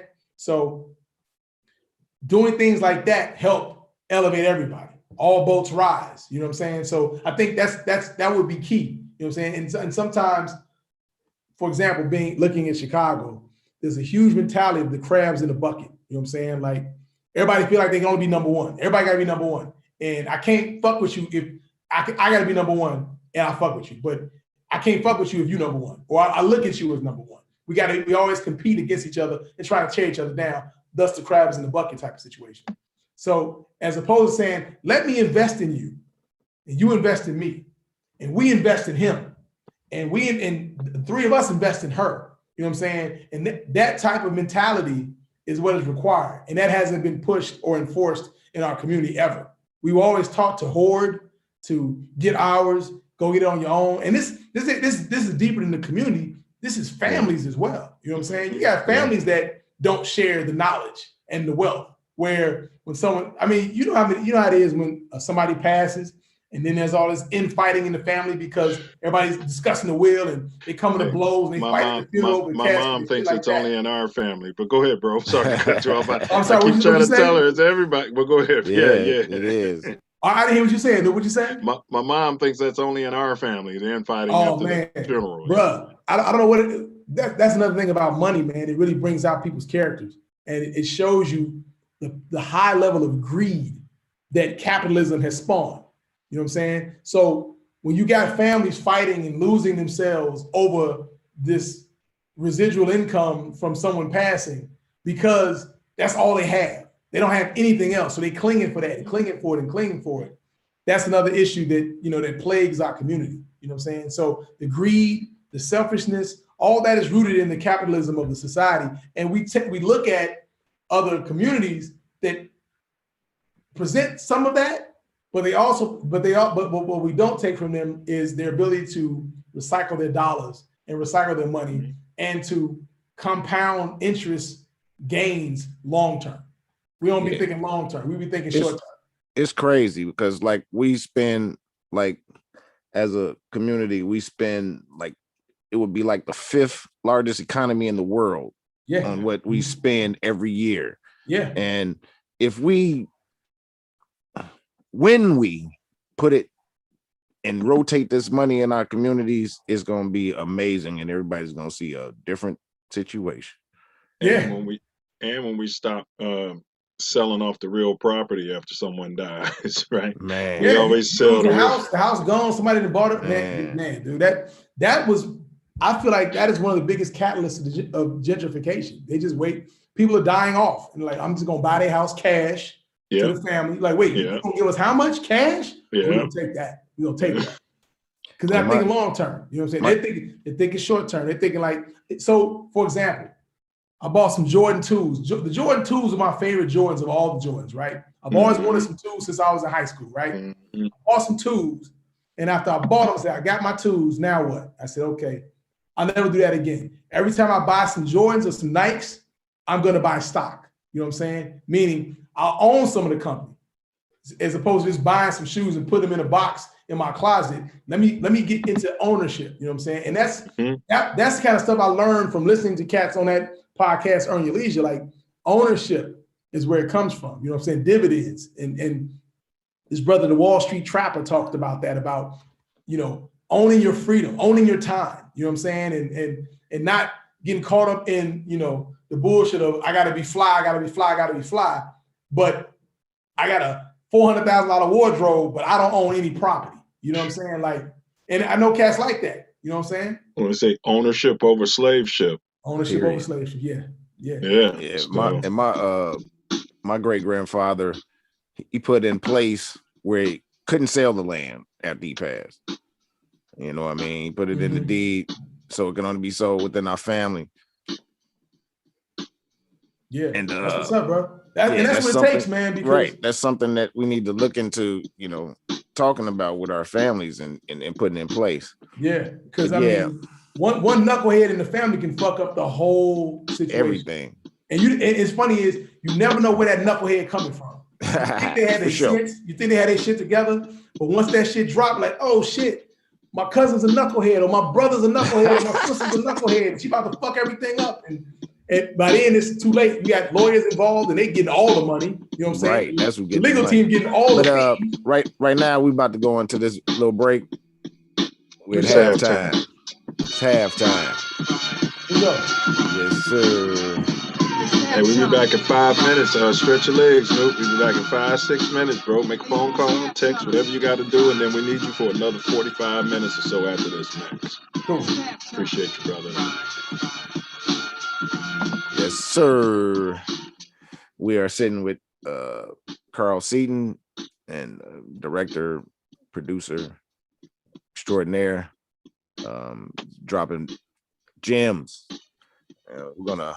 We got a couple of videos for you to check out. I want to big up Mouthpiece included.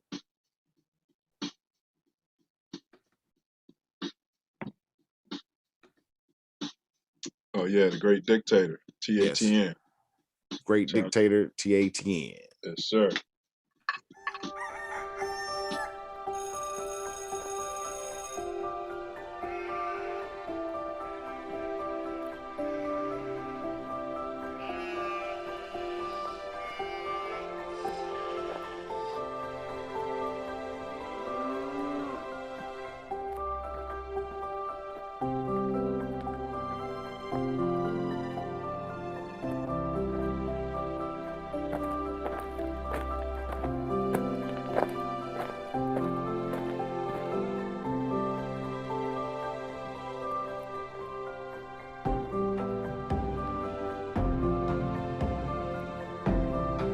Please like, share, and subscribe just to get them off up in here.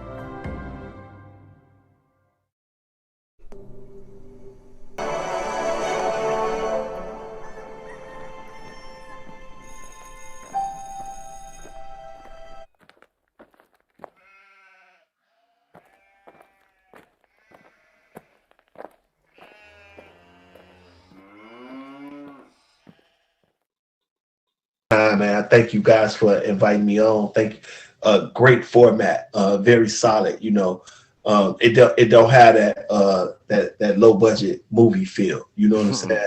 And we get that a lot in the Black community, for real. Like, people look at us to be fuck ups. They look at us to be low budget. They look at us to be ignorant, stuttering, and use a whole bunch of and all of that. But no, they got the real deal on here. That everybody know who Torian Mills is, baby. They know. Hey, well, bro, They're so ignorant.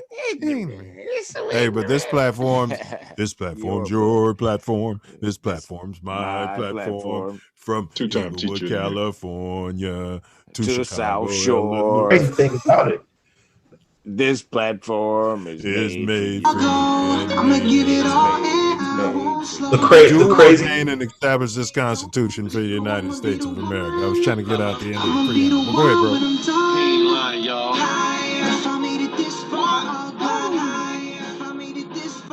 Woo! It's my joint. You already know. Woo, woo, woo.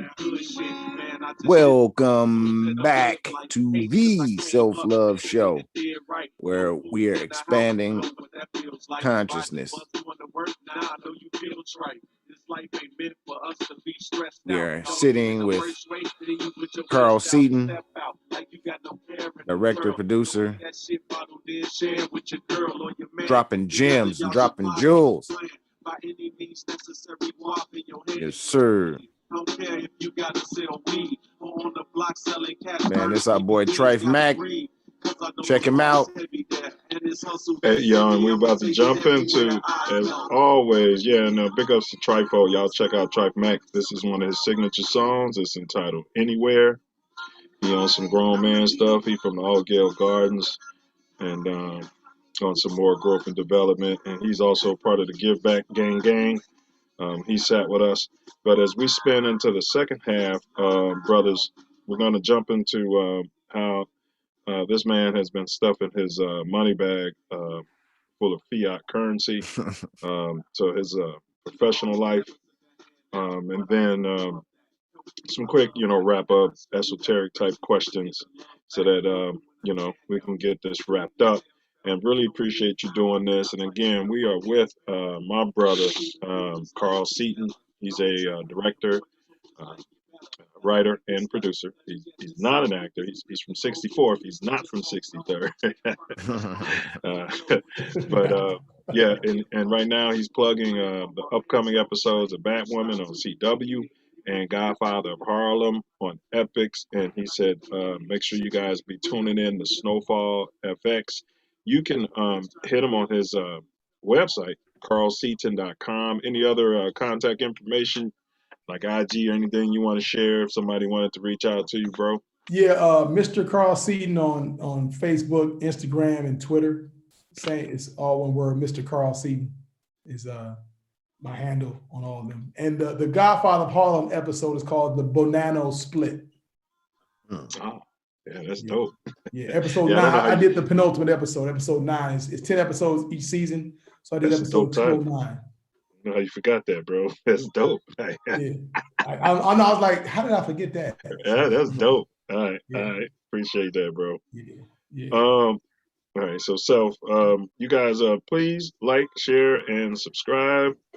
Please, let's like, share, and subscribe. Also, this link, whether you're watching this show live or not, it's going to be the same link. So let's get that out there. This brother's dropping a lot of jewels, whether you're in the industry or not.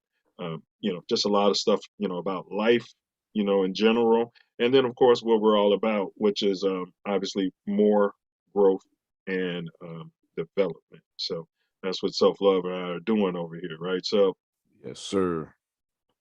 Yes, sir. So let me just jump into the professional life questions. Let's see. Did the break? Okay. So define, if you can. I mean, you've been to school, and I know school's different from work. So if you can define what it means to be a director, if you can define that for somebody who's interested in stuffing a money bag like that. Yeah, man. So the director is basically the conduit a story flows through. When I say the story flows through you, meaning you're responsible for the direction and development of a story in terms of a film or a television show. And that is casting the actors. That is selecting a cinematographer to help you develop the visual look of it. That is selecting a certain type of props, certain type of wardrobe, certain type of set design with colors. And this is you work with all these different departments to bring this all to fruition so that it all becomes authentically real.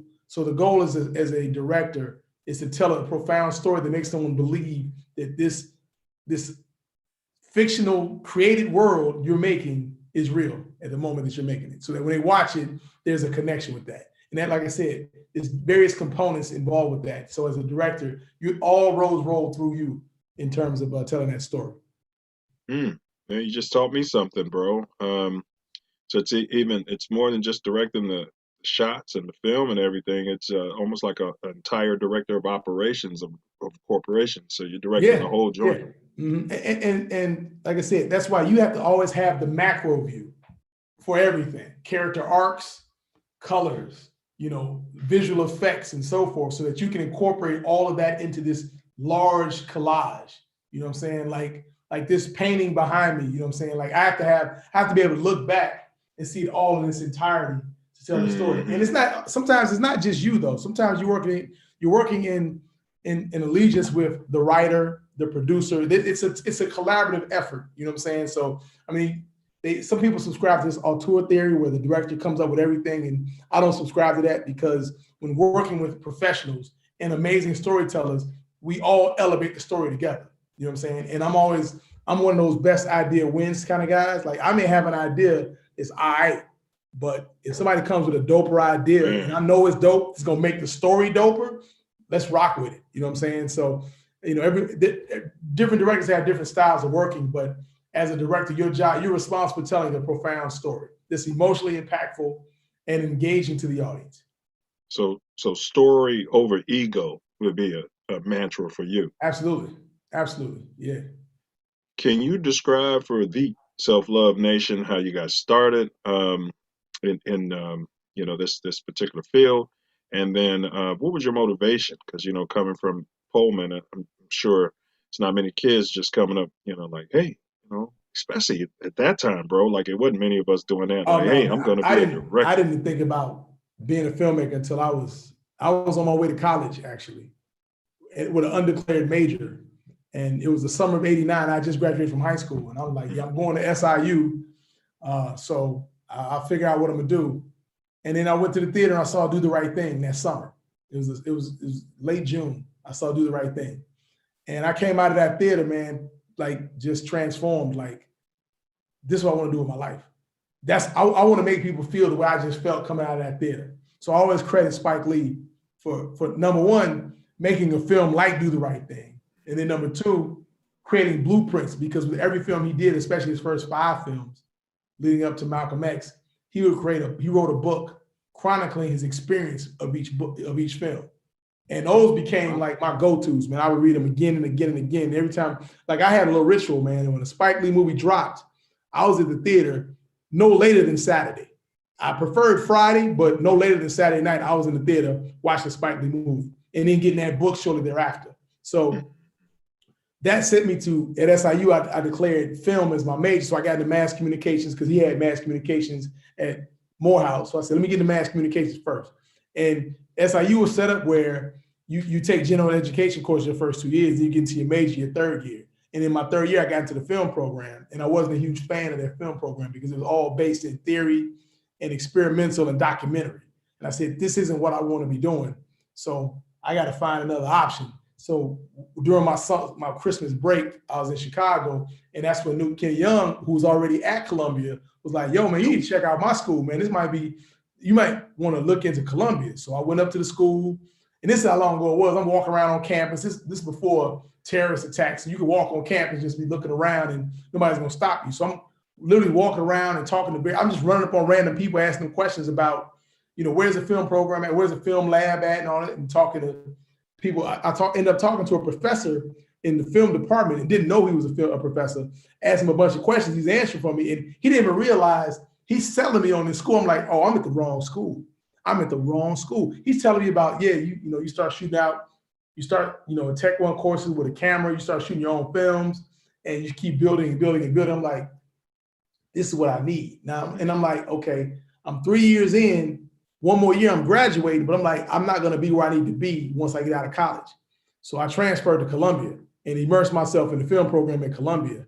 And that was another huge choice where I said, let me invest in myself and go all out. You know what I'm saying? It's funny because, when you tell your parents, I want to make movies, they're like, is that a job? What kind of job is that? You know what I'm saying? How do you make money? Especially when you're 3/4 of the way, towards a degree. Yeah. Luckily for me, Columbia took if I had 80 credits, they took 74 of them. So I was like, I'm good.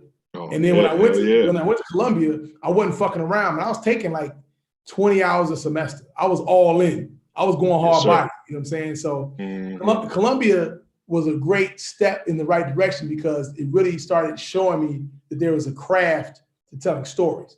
You know what I'm saying? Right. Man, when I first saw Dude Right There, I didn't know the difference between a director and a producer. I'm like, what's the difference? But as I started to educate myself and learn more and more and more about it, Columbia really helped push that even further. But then I got out of school, you know, nobody's going to hire you to be a director. And I'm like, okay, I got to hire myself. But fortunately, while I was in film school, me and Kenny started writing together. And our writing led to short films. We started doing short films, and then that led to 1 week. So writing these short films and then actually making one, our first short film we shot in like 94. And we shot on 16 millimeter film. This is back in the day, you didn't have digital. You had to shoot on film. You had to edit, you had to process it. Everything was expensive. So it took us like 2 years to finish this movie. You know what I'm saying? But in doing that movie, we had to hire our crew. We had to do contracts. We had to do our own thing. So that was like a huge exponential jump in terms of professionalism. Like, okay, this is real time. Because film school, they give you the camera, they give you the film, they give you lights and everything like that. They give you the tools that you need to make the movie. But when you're doing your own joint, you got to get insurance. You got to get all these different elements. So you just become a producer. Like, okay, here's what we do. You know what I'm saying? And it's a situation that if you look at it, okay, I'm either going to love this or I'll never do this shit again. You know what I'm saying? And like I said, I was fortunate to be around somebody who was as passionately driven as I was. And we in it. Let's do it. Let's go. And this is years ago, man. We both, because we would sit around, we didn't just write and write scripts and things like that. We would dream together, man. We would visualize where we wanted to go, the stories we wanted to tell. And we made a pact with each other. And young, we 22 years old. We was like, listen, man, we either gonna do this or we're gonna walk the earth. It's either or. We're either gonna become filmmakers or we're gonna walk the earth. And that was a pledge we took very seriously with each other, man. That's a pact we really took seriously. And then Phil James, another dude from Kappa Phi, came on board as well to be our producer. He had an eye that didn't, like me and Kim were more on the artsy creative side. Phil was on that business side. You need that business side in this industry to do it, to get it done. The three of us, that's how we were able to get the film 1 week done. You know, it took all three of us. It was a Herculean effort. Everybody was telling us not to do it because we only had $50,000 to shoot this movie. And we pulled it off in the dead of winter. You know what I'm saying? So we had various steps moving us towards, our careers. And after we shot, so we do a bunch of little short films and we would just send them out to different festivals or whatever. And there was a festival out here in LA called Doughboys Dozens, where he would screen short films the last Wednesday of every month. And he screened one of our films. And at the time, Robert Townsend saw it. He was like, man, who are these guys? And Eugene, the Doughboy, was like, yeah, these some cats from Chicago, blah, blah, blah. He said, well, give me these numbers, give me their number. I'll never forget this, man. I was working in the accounting department. We just shot 1 week. I was working in the financial, in the accounts payable department at UIC. And he calls me, Robert Townsend. And, one of my boys I went to high school with, he's real good at doing voices. So I thought it was him fucking around with me. I'm like, dog, I'm at work. I can't have this bullshit. So I'm like, come on. I would have hung up on him. Right. Call me back. I'm like, oh shit, this really is Robert Townsend. He's like, I'm in town. Let's meet up. So we all go down there to meet with him. And he says, man, I saw y'all short. Y'all got a lot of talent, man. And, and he just started talking to us about making a move to LA. Like, man, I think you all should think about moving to LA and going all in into this industry. You know what I'm saying? He kept on hunting. He said, I'm not saying it's going to be easy. I'm not saying it's going to happen overnight, but I think y'all got what it takes. We sat with it. We thought about it. We're like, all right. We all planned to go out to LA, but we didn't want to go out there with nothing. We wanted to have a feature film under our belt before we went out there, because there's a lot of cats out here that's just out here floating. We was like, we ain't gonna try to do a feature. We want to come out there with something to show. And that's what we did. And then we get out to LA, it became a whole nother educational system, because we were big fans of, the 10,000 hour rule, where you get your 10,000 hours up. And we thought we had been doing that the last 5-6 years. When we got to LA, we realized that 10,000 hours we thought we'd accumulated was really about 800. So we had to start because you needed 10,000 LA hours. Right. Yes. See, In Chicago, we were independent filmmakers where you're self-motivated, you're self-starters. You get out to LA, you realize, oh no, there's an industry. And this industry has a language, a business, a protocol, and we do nothing about it. You know what I'm saying? Nothing about it. Because I remember going back to one of my teachers in film school, like, man, you didn't teach me shit. What's up? And he was like, you know, I started teaching. I've never been to LA. So I couldn't really hold that against him because I'm like, you don't, once again, what you said earlier, you don't know what you don't know. But when we got out here and realized that we didn't know shit, we was like, yo, wow. But nope. We've sat with doctors and engineers. They've said the same thing to their college professors. You know what I mean? It's just right. It's just one of those things. I want to ask you though, what skills are required to direct? Like, what skills should young men or young women be acquiring if they're serious about this? And then, what are the opportunities for Black people today as opposed to how it was when you broke into the industry, bro? Okay, so the skills required: the ability to communicate effectively, the ability to show up, the ability to work hard, long, grueling hours. This isn't a job. This isn't a 9-to-5 job. You know what I'm saying? You on set 12 hours a day, sometimes 13, sometimes 14 hours a day, and then going home to do some homework. You know what I'm saying? Like it's an arduous process that takes a lot of effort and a lot of drive. You have to be self-motivated. You can't just wait for somebody to push you into doing it. If you don't have the desire and the goal and the drive to do it on your own, this may not be the best thing for you. You know what I'm saying? And you have to kind of let your passion fuel you. You know what I'm saying? If you get excited about it, if it's something you love to do, then it doesn't feel like work. You know what I'm saying? But if you like, oh, I don't feel like doing this, I don't feel like doing that, like this may not be the situation you want to be in because it takes a lot of effort. It takes a lot of work to do this, a lot of work. And you know, and it's an expensive medium. Now, technology has allowed it to become a little cheaper in some ways, but it takes a lot of sweat equity, you know what I'm saying? And to the young people coming up, there are way more opportunities today than there have ever been for people of color.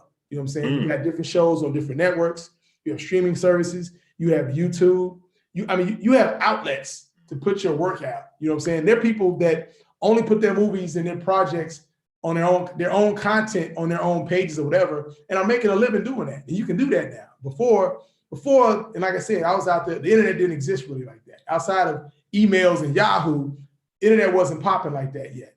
And as the internet has evolved and technology has evolved, more opportunities have arisen. And the gatekeepers who had, imagine like when I got out here in 99, the gates were 20 feet high to get into this industry. Now they're more like 3-4 feet high, you know what I'm saying? 5 feet high, where you still got to get over it. It's still an effort to get into the game, but there are way more opportunities that afford you to, you know, have work to show, more places to, you know, to work on, more content that you can create. And then you can also do your own thing. You don't really even need the industry per se anymore. You can totally make a living for yourself, make your own content. If you develop a strong enough fan base, you can do that. So it's all about what you really want. I mean, you can totally be fine as an independent filmmaker nowadays.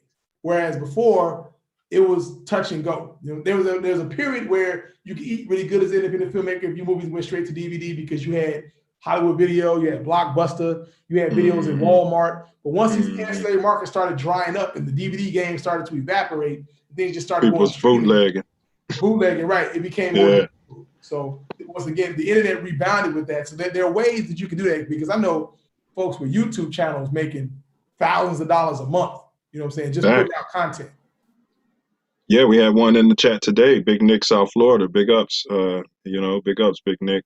Yeah, he's got over like 200,000 followers. But when I got in here to LA, bro, when me and Tage got here the first time, because this is our second iteration, you just keep hearing get something in the can, get something in the can. When we sat with Raj, Ernest, you know, he reiterated the same thing. He iterated the same thing you just reiterated, that these opportunities seem to be more valuable because it's cheaper to get stuff in a can. Because one thing I learned when you get to LA, you know, okay, you got a script, so what? I mean, not really so what, but you know what I mean? People want to see that, like you said, you can show up, you can put a team together, and you can get something in the can. And then if they can see that, whether it's a short or whatever it is, then now maybe it's easier for you to generate, you know, some resources. Whereas when you got started, y'all had to have money to even for the film to get it in the can. Yeah, to even get it processed. You know what I'm saying? And then, but to add to what you're saying, when you show up with somebody saying, "Yeah, I don't have a script. Here's my movie," they take you seriously on a different level because that means you've invested your time and your effort, your energy into putting a project together. You know what I'm saying? And I mean, so your goal is to make some quality shit. You know what I'm saying? But even still, especially back in the day, you separated yourself from a lot of people because, well, I've got a feature. I went and I begged, borrowed, and stole to get this done. And it's funny, man, because when I look back at 1 week, it's such a raw film because, you know, we were young, didn't really know what we were doing, but we just moving. It was all heart, man. We literally willed it into existence. So in retrospect, I'm like, man, I didn't know what, but I was savvy enough to realize, okay, let me learn some lessons. Yeah, we won a bunch of awards for the film and got theatrical distribution for it and a great, you know, distribution for it on DVD and so forth. And it still plays on World AIDS Day and things like that. But as a craftsman, I said, I have a lot to learn. I can't just sit back and say, I done got it all figured out. Nah, I'm about to run this shit. Like, nah, let me get back in the lab. But as a craftsman, we're always our worst enemy. Patrick Pender said, great movie. And he said that earlier. So I understand where you're coming from. But 1 week, bro, and I agree with him. I hear you, though. We don't know what you know. Great film, bro. Like, I hear you, though. I hear you. No, I appreciate that, man. I don't take that lightly, man. But I mean, in retrospect, I got a lot to learn. You know what I'm saying? But it comes from a place where I don't want to just be a filmmaker. I want to be a beast. You know what I'm saying? Yes, I want people to see if my name is attached to it, like, oh, he's coming with it. He's coming with it. You know what I'm saying? And I knew that for me to get to that point, I said, I got to get back in the lab. But I got to get into the right lab. Because you get into the wrong lab, you're getting taught wrong, you're not really growing. Wrong thing. You know what I'm saying? But you get around some beasts, like, oh, that's how you doing that? Oh, and you taking copious notes, like, oh, okay, all right. Because like I said, for me, the goal is always to be one of the best. None of us, Kenny, myself, Phil, we didn't get in this game just to be mediocre. We don't embrace mediocrity. You know what I'm saying? Coming from the roots, we about achieving. And we demand excellence of everybody else and of ourselves. You know what I'm saying? We didn't ask people to do shit we want to do ourselves. And that takes work and preparation, dude. It takes work and preparation. You know what I'm saying? Hate to cut you off, but we got some questions that I asked for in the chat, so I want to acknowledge it. We have George Perry. He asked, what's one of your favorite directing moments? Great question. The opening sequence of episode 308 in Snowfall. It's the name of the episode is called Hedgehogs. If you watch the show, you know what happened at the end of the episode with Andre the Cop. But the opening sequence is it's basically a visual montage of his daughter Mel becoming a full-fledged crack addict. And we did it in a very visual, motion control manner where you see her visually in the face with makeup deteriorate, her clothing deteriorate, her room shit starts to get scarce because she hawking shit like her radio, her skates, and all this kind of shit. And we did it all in like 1 minute and 40 seconds. And that process, it started as an idea of mine that got developed and worked on it. My DP, Tommy Maddox, my AD, Dennis White. We worked on it and worked on it. And when it came to light, I was like, yo, this shit is. It was a great feeling because sometimes you have an idea, you think it'll work, and then you get on set that day like, no, this shit ain't gonna work. But when we pulled that off, I celebrated that moment because I'm like, yo, this is, and it's funny because while we were shooting it, it was taking a lot of time, and the producer was like, yo, this is taking way too much time. We got to keep moving. So I was gonna start modifying it, and my DP was like, man, don't change a fucking thing, man. This shit is dope. You start modifying it, they're gonna chop it up. It's gonna fuck up the whole thing you didn't built already. And I was like, yeah, he's right. Fuck it, let's just live in it. And man, that's my brother Tommy Maddox, man. I fuck with him forever because he was 100% correct. Because had we started tampering with the integrity of the idea, we'd have lost everything. But because we held on to that, it became one of the strongest visuals, man. I mean, I'm so proud of that episode in its entirety. But that moment, it sets off the episode. It's the first thing images you see in the episode. I'm like, oh, y'all about to be in for something right here. And people would hit me up. I mean, during the pandemic was when people started fucking with Snowfall because it was on Hulu.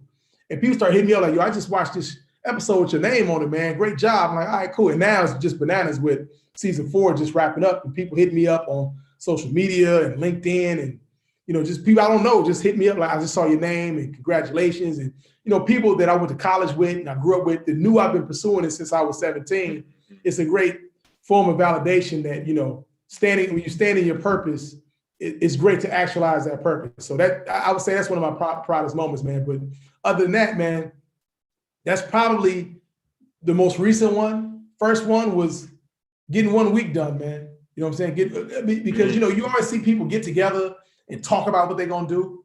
But to be with Kenny and Phil and bring a team together and everybody going hard body, and for us to pull that off, man, was an amazing achievement, because we just some kids from the south side of Chicago that have no relations to anybody in the industry. But we said, we're going to make a movie.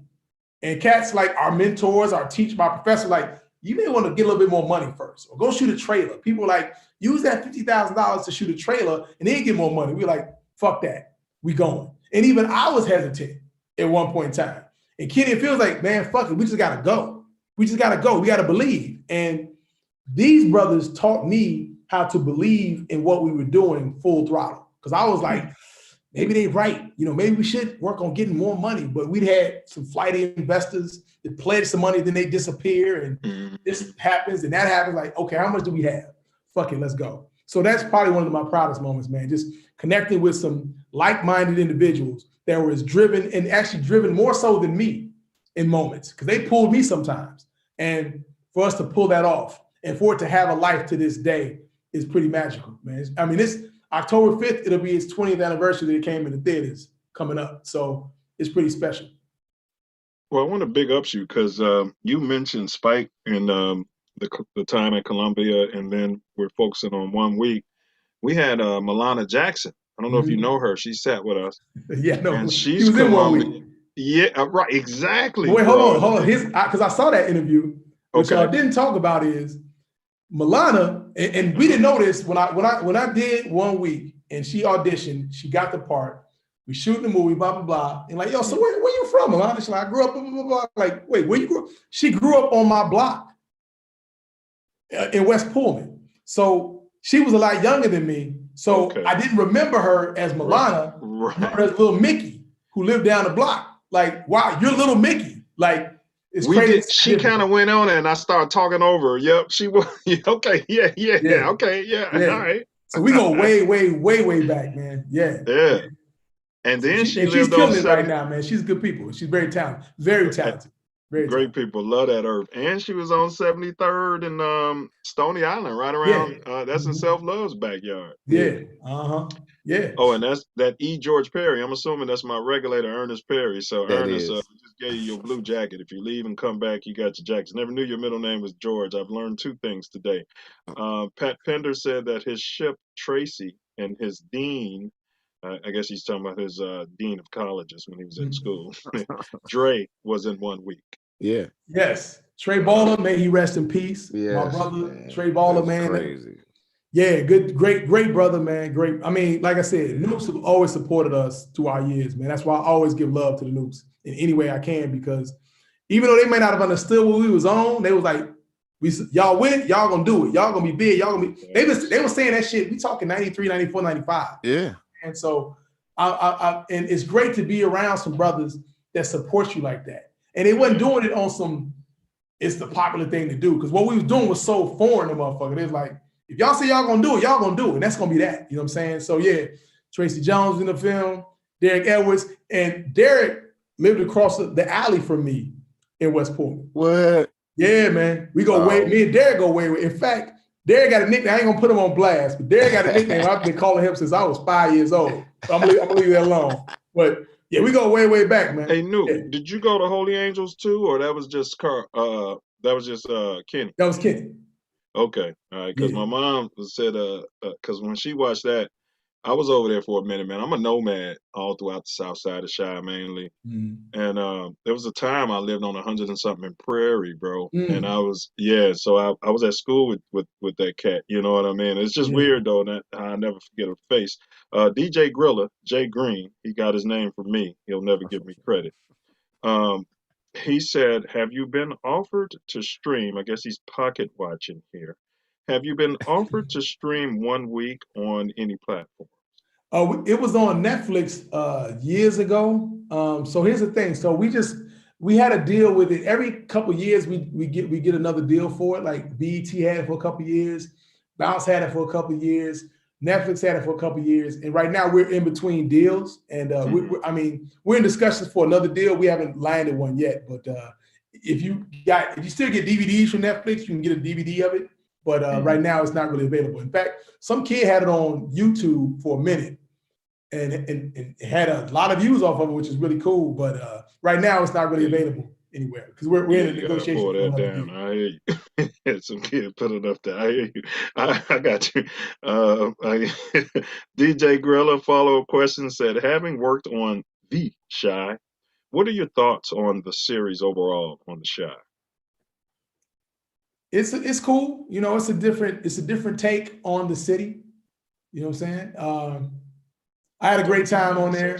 You know what I'm saying? It was I did episode 4 of season 2 or episode 5. I think I did episode 4 of season 2. And like I said, I had a great time, man. I love the cast, the writers, you know what I'm saying? It was a great experience. It's always great to be shooting in Chicago. You know what I'm saying? I got a chance to shoot on 43rd.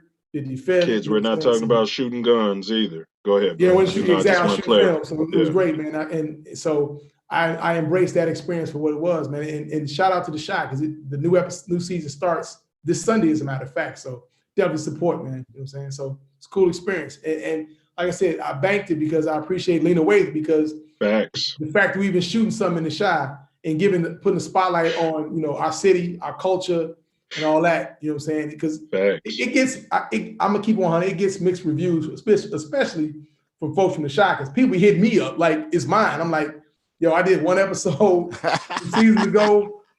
I'm not involved with it like that. You know what I'm saying? But some shows, I love your assessment of it. That was my assessment of it too. Well, go ahead, though. Sorry to cut you off. No, I'm just saying, you know, it may not be. Chicago folks are real hard on we shit funny about as it pertains to Chicago.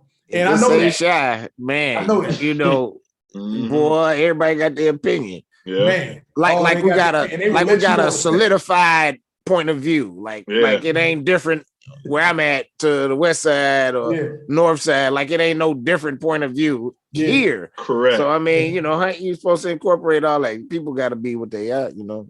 I mean, and I don't think people realize that it's bigger than just for example, I'm sure the show would love to shoot on 63rd Street, right? O Block. Impossible. Yeah. You know what I'm saying? Like unnecessary. When I do Chicago PD, there's a big ass map of the entire city, right? And this map is comprised of red, white, and red and white. Yes. The white areas are insurable. The red and white areas, which are moving month to month, you could possibly shoot in. The red areas, you can't shoot in because those are the red zones, and that's a whole nother show that we'll Self Love and I'll talk about when you're not here because you know get your stuff, you know. But that's a whole nother issue, you know. Self Love and I will unpack that. Because God forbid you shooting in a neighborhood like that, and a PA is outside doing lockup, making sure traffic ain't come around, he gets shot on some bullshit. Y'all ain't the only ones shooting, right. You know what I'm saying? And unfortunately, that shit can happen, and networks aren't taking that chance. Not only that, they be robbing the PAs and breaking in their cars, and you know. Now, it's too much of a risk, and it's a lot of knuckleheads out there, man. I mean, I remember the episode before mine, I shot on Shy. Some dude pulled up to the set like, "I'm gonna come back and shoot all y'all up." And we're like, "All right," but I said, "Okay, he's full of shit because he said it. If he's gonna do it, he just did it." Correct. But they have to take these threats seriously. They have to. They can't just dismiss that shit because God forbid somebody gets hurt or anything like that, shit is shut down. That's for all the shows that shoot in the shot. Anybody, if a PA were to get shot on set, shit's getting shut down across the board. So it's not even worth it shooting in certain areas. You know what I'm saying? Like, I would love to shoot. I shot in the park next to Giordano's in Hyde Park. That's probably the furthest south I've shot. You know, shot in Chicago. You know, I love to shoot in the hundreds. I love to, but insurance, well, they would be like, we can't afford. Wow. It's uninsurable, and I understand that. You know what I'm saying? Like, I don't think I'd be hard pressed to shoot a scene on 103rd and Halsted because Oh no. He just Well, Nuke, if your crew wasn't there, that guy who said I'll be back, well, he might not even have made it. You're lucky my crew's here because I wouldn't be letting you pull off with that I'll be back stuff. That's Chicago code. You don't come, you're not from here. You must be from Milwaukee. What do you mean? You won't be back because you won't be leaving, but that's it. TATN. TATN. Let me ask you though, and we asked about skills. And okay, here's one. How have you used your Chicago, your Chi-Town upbringing? How do you think that affects your what you're doing professionally? Oh, absolutely. Well, Chicagoans, one thing we do have, I see unanimously, is we have a blue collar work ethic. It's blue collar, and it comes from the steel mills, the stockyards, the work. It's the working man's ethic. You know what I'm saying? I've embraced that blue collar work ethic. Like I said earlier, my parents worked hard. Most people around me I know were just hard workers. Whether you drove a bus, whether you did construction, whether you were a teacher, working hard was just what we were known for. And that's what we did. So I infused that into my work today. You know what I'm saying? Like if I do a show, I'm not taking my foot off the gas. I'm trying to kill every episode I do, every project I work on, I'm giving it 110%. So that has helped me in a lot of different ways because some shows, when you go on the show and they see how hard you work, it galvanizes the crew. It re-energizes them as well. Like, oh, this dude is excited, he's passionate, and he's going hard. And so let me step my shit up. It can be infectious. You know what I'm saying? Like some people get into a routine like they used to. Here comes another thing. Oh, okay, now we'll do this and now we'll do that. When you come with a whole new energy and you going after yours, you going to get it like, yo, this dude is stepping his shit up. Let me step my shit up. Let me perk it up. You know what I'm saying? So I would say first and foremost, they actually love that energy in LA too. They love that energy. But go ahead, bro. I mean, you know what I mean? They love it when you bring that. Yeah. Dude, actually, they love it in every city, man. Chicago, LA, Atlanta, New York, because it's appreciated because it brings value to everybody. It lets them know I'm not here to waste your money. I'm not here to waste your time. None of that. And everybody doesn't bring that. They don't experience that with every director. And they tell you that. That's why they really be like, oh my God, he's here to work. Let's get it. Yes. You know what I mean? You mean he's here to work? Yeah, right. He's not just giving it all to the deep end. Right. And the crew will give it up. The crew will tell you in a minute, like, man, dude, we happy to have you. When you coming back? You know what I'm saying? That's the greatest compliment is when somebody says, yo, when you coming back? Because we need you around a little bit more. You know Tasia says that, and then Milana says she hears that a lot too. Yep, that Chicago work ethic, bro. It's real. It's real. Yeah. And that's why when you bring that work ethic, it's like a superpower. You know what I'm saying? Like, I may not be the most talented in this room, but who's gonna outwork me? You know what I'm saying? Right. Who's gonna outwork me? And if I'm not, if I know I gotta work to achieve this level of talent, I'm gonna go that much harder to achieve that. So that kind of separates you from a lot of cats. Facts. Mill said you asked the next question, man. He had to go make a run right quick. So, well, like, who are some people that you really enjoy working with? Man, you know what, man? There's so many people, man, because I love working with folks that, number one, have a great attitude, have a great energy, that enjoy the process, that work hard, that show up, and don't take themselves too seriously. You know what I'm saying? Including myself. Like, I may have an idea like, yo, that's a shitty idea. You know what I'm saying? Like, you people that can put their ego on the shelf and be like, let's focus on this work. You know what I'm saying? Like, I love working on Chicago PD. That's like a family to me because they all about that work. Yeah. Snowfall, that whole cast and crew. It's like I mean, that's the thing, man. Some of these shows I work on, it's like a family vibe. Batwoman, a bunch of these shows I work on, they become a family because they embrace you. And they're like, yo, we enjoy having you with us, man. You know what I'm saying? And I'm not there pretending to be something I'm not. I'm standing there like I'm a 6'4" black man. I'm not shying away from that. I'm not mincing that. You know what I'm saying? I don't minimize myself or anything like that. And I'm embraced for that. And that means a lot to me. You know what I'm saying? And that's why when I'm on set, if I see extras or people watching us work, I understand what it looks like to them. You know what I'm saying? Especially when I have kids on set. You know what I'm saying? Yeah. Like I was doing this one show and this woman, it was a bunch of kids. And this one woman came up to me the next day, like, my son couldn't stop talking about you because he had never seen a black man doing what you do. And now he wants to know all about what you do. So I said, I told her to give him some books to read, everything like that, you know, to just kind of pay it forward, like, because that's what it's about. And sometimes a visual impression can last longer than anything you read, because you can remember that visual far longer than that paragraph or that book or whatever. If we you see better, we be better. It's instilled and burned in your brain. Like, I remember seeing this. You know what I'm saying? Yeah.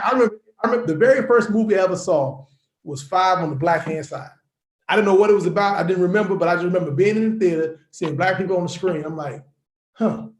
And it's imagery. You know what I'm saying? Our brains can burn an image into our minds, and we never forget.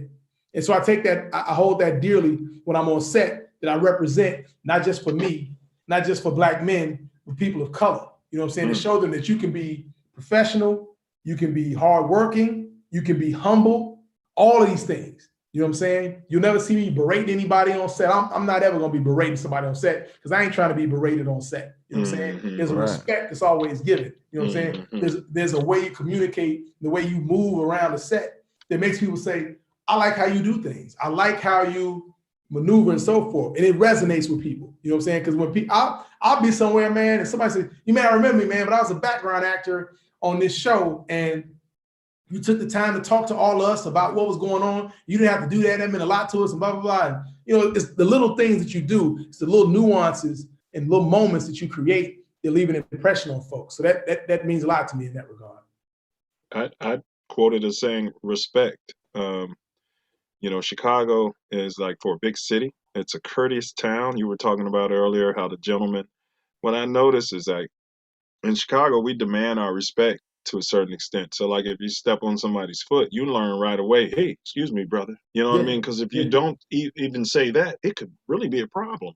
Yeah. You know what I mean? And you might just be accidentally, you know, and you learn, you know, and if you notice when you move around the world, you do, oh, don't worry about it. But in Chicago, you step on somebody's Jordan, you know, really? You're going to step on my shoe and not even say nothing? You know what I mean? Right.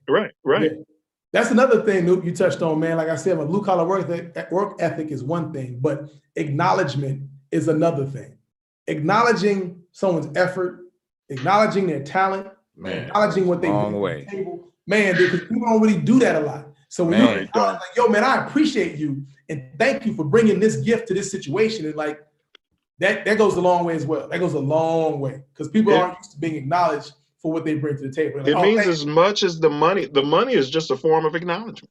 It is, but nothing beats a personal acknowledgement saying, good job. Correct. Great job. Correct. Thank you. You know what I'm saying? Shit like that, man, dude. Like I said, and this is crews all over the country and in Canada as well, where they're like, man, dude, thank you so much for this, because I appreciate that. Yeah, it means more than the money, but the money is just another form of acknowledgement. It's one form, and then you coming up and saying, great job.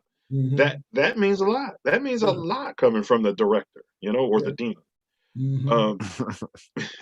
Let me ask you, true or false? We're going to hit you with some true or false questions, and then it's a couple more questions in the chat and Self Love. I know he's got more. Okay. True or false, though? Hollywood is a tool of the Baphomet, meaning, you know, Illuminati. Hollywood is a tool of the Baphomet, and every player in Hollywood, including Tasia, my wife, and Ernest, is into some very weird shit. True or false? Blatantly false. Okay. True or false? John Singleton, rest in power, was a real one. Extremely true.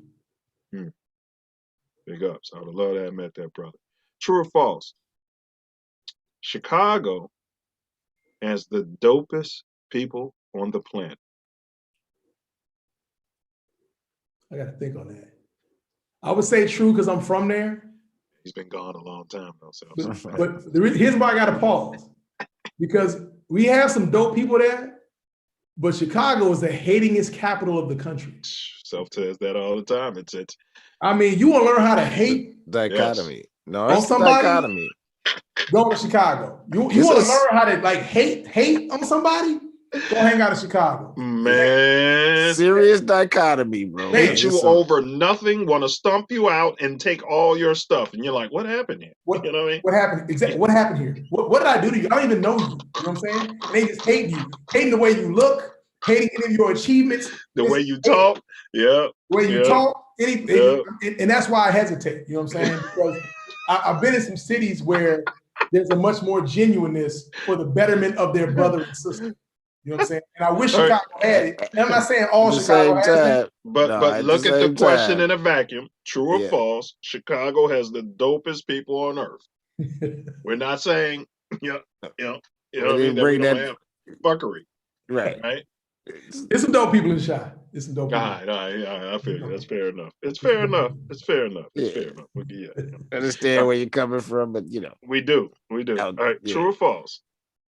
Film/TV content is mainly or mostly dictated by the label, industry, management, production company, etc. False. Good to hear. I mean, we have to ask these questions. Mm-hmm. True or false? Fans/viewers, here's one I want you to think about a little bit, dictate content more than producers of content. False. Wow. Okay. All right. That's interesting. Fans don't know what they like till they get it. You didn't know you was gonna be fucking with Ozark till you got it. You didn't know you was gonna be fucking with Snow. Dude, the fact Snowfall been around for 4 seasons. It didn't start catching fire till last year during the pandemic. Season 3 was already done. You know what I'm saying? It's one of them shows wasn't really they wasn't watching because they didn't know either they didn't know it existed or they just didn't know about it. You know what I'm saying? So it's a trip because I was watching it the whole time, didn't know that you were involved in any way, shape, or form. Mm-hmm. Yeah. It was like, wow. When I found out, I was like, damn, I started looking back. I was like, oh, damn, he directed this. He directed that. Like, damn. Yo, Sass.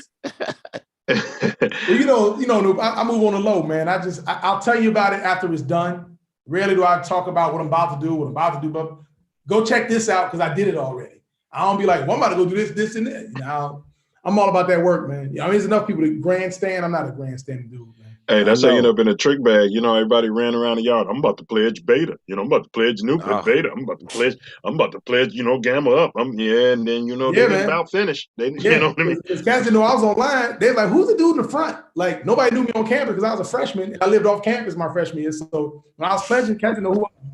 They knew my ships. They know who I was. Yeah. Yeah. Well, DJ Grilla said, big ups yourself on Snowfall. Pat Pender said, rest in heaven for his ship Tracy, or for Tracy. And he said, what do you think about documentaries? I guess he's saying overall, how do you feel about documentaries? I love documentaries, man. I love documentaries. Some of the greatest stories ever told were through documentaries, man. Amazing stories are told. It's all storytelling, man. Documentaries, films, television shows, they're all various forms of storytelling. And documentaries. Have you done any? Are you considering doing any? Or I haven't done. I did some micro docs back in the day, but I mean, I may produce a doc here or there or whatever, but there's a level of commitment and investment for docs because it's organic. You may think I'm gonna do this documentary for the next 3 months, and that should be 3-4 years. I remember when the Hughes brothers did American Pimp, they said this will be a good 6-month project. It took them 3.5 years because it just keeps growing and keep growing. And you start seeing this world shaping. It's not like it's a script. It's correct. Person. Oh, he just said something. Correct. Yeah. Then they take us over here. Then it has this whole universe of things. Right. It's like, wait a minute, you're doing a documentary on Carl and you haven't talked to Kenny. You know what I mean? Right. Exactly. Then, wait. You go. Yeah. It just keeps growing, and if you really respect the story, you got to let it grow. Correct. Like another one of the Hughes brothers did the Defiant Ones about Dr. Dre and Jimmy Iovine. That documentary is sick. You know what I'm saying? So I love documentaries, man. And also you learn something. It takes you into another culture, and especially when it unfolds unbiased. When it's unbiased, when you see warts and all, and you're like, okay, I like this dude, but he fucked up horribly, but I get it and all that. It just shows you the expanse of humanity. The humanity. Facts. I've never liked one-sided characters, They tried to show that with the Jesus character in that story, but nobody wants to read the real story. All right, now excluding Carl Seaton, whom do you attribute your professional achievements to the most? Like I said, man, it would be, my parents, my brother, because my brother back in the day was like, he would read some of my writing that I would have hidden somewhere in the room crib. He'd be like, man, this is dope. Keep going. Keep going. You know what I'm saying? He fed my dream. You know what I'm saying? He's like, your man, big brother or younger brother? You my said? older brother, Daryl, from New Chapter, Purdue. Wow. Spring Yo, 88. Purdue. Yes, sir. Yo. He definitely helped fuel that. You know what I'm saying? And so it started with my brother. Then it went to the Noops and Gamma Ups line. Then it went to Kenny and Phil. You know what I'm saying? So I've always had folks to help push. And I was always smart to realize when they pushing and not attacking. You know what I'm saying? I'm like, why they coming at me like this? Like, no, they have a higher expectation of me. You know what I'm saying? You looked at it like if your personal trainer is pushing you, you're not going to really fight them and cuss them out necessarily. And that comes from playing football. Your coach might be getting in your ass because you fucking up. Like, you're not going to fuck up. If he's not getting your ass, you'll keep fucking up. Correct. And old school where the coach would do a little bit more than just get in your face. You know what I'm saying? Like, correct. Grab your face mask. And coach doesn't want to get in your ass. If you were doing what you were supposed to be doing, if you were prepared, if you had done what the coach asked you to do and you weren't lying to yourself and to coach probably wouldn't be getting in your ass. Yeah. But I mean, there's a whole litany of people, men and women alike, that have gotten me to where I am. I stand on a lot of people's shoulders. I am the fruit of a lot of trees, you know what I'm saying? Because I take from them all and I acknowledge them all as well. It's so many people that I could talk about executives of different networks that have fought for me, like Tracy Blackwell at CW. She's now at BET, but she made sure I was getting opportunities to shine. You know what I'm saying? Eric LaSalle, the producer and director on Chicago PD, gave me opportunities to shine. You know what I'm saying? John Singleton gave me an opportunity to shine. You know what I'm saying? Jeff Friday, who created the American Black Film Festival, gave me an opportunity to shine. So there's been so many different people. So I humbly and proudly stand on these folks' shoulders. That's why you'll never see me say, I'm the shit. I take all the credit for me because I did all this for me. That's bullshit. And when anybody says something like that, they're in huge denial because nobody gets here on their own. Nobody. And some people get the big head when they experience levels of success, get the big head, start feeling themselves, talking like, oh, I'm the shit now, blah, blah, blah, blah. Nah, man. Don't forget what got you here. You know what I'm saying? And who got you here. And that happens all the time. People start getting, you start getting hit up in your DMs and you become popular and you start getting notoriety. You start thinking, I'm the man. And then you start forgetting what really got you there. Man, facts.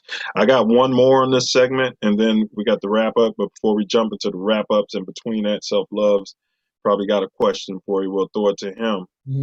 But I want to ask you, who have you met or worked with? Doesn't have to be worked with or met, celebrity or business person, where you pinch yourself when you met him or her, and you still pinch yourself and say, wow. You know what's funny, man? I've met a lot of different people. Oprah, hung out with Tyler Perry and so forth. The only time I ever got starstruck was when I was at the gym working out at 24-Hour Fitness and looked to my right, and who's working out next to me? Motherfucking Redman. Who'd you say? Redman. Oh, okay. All right.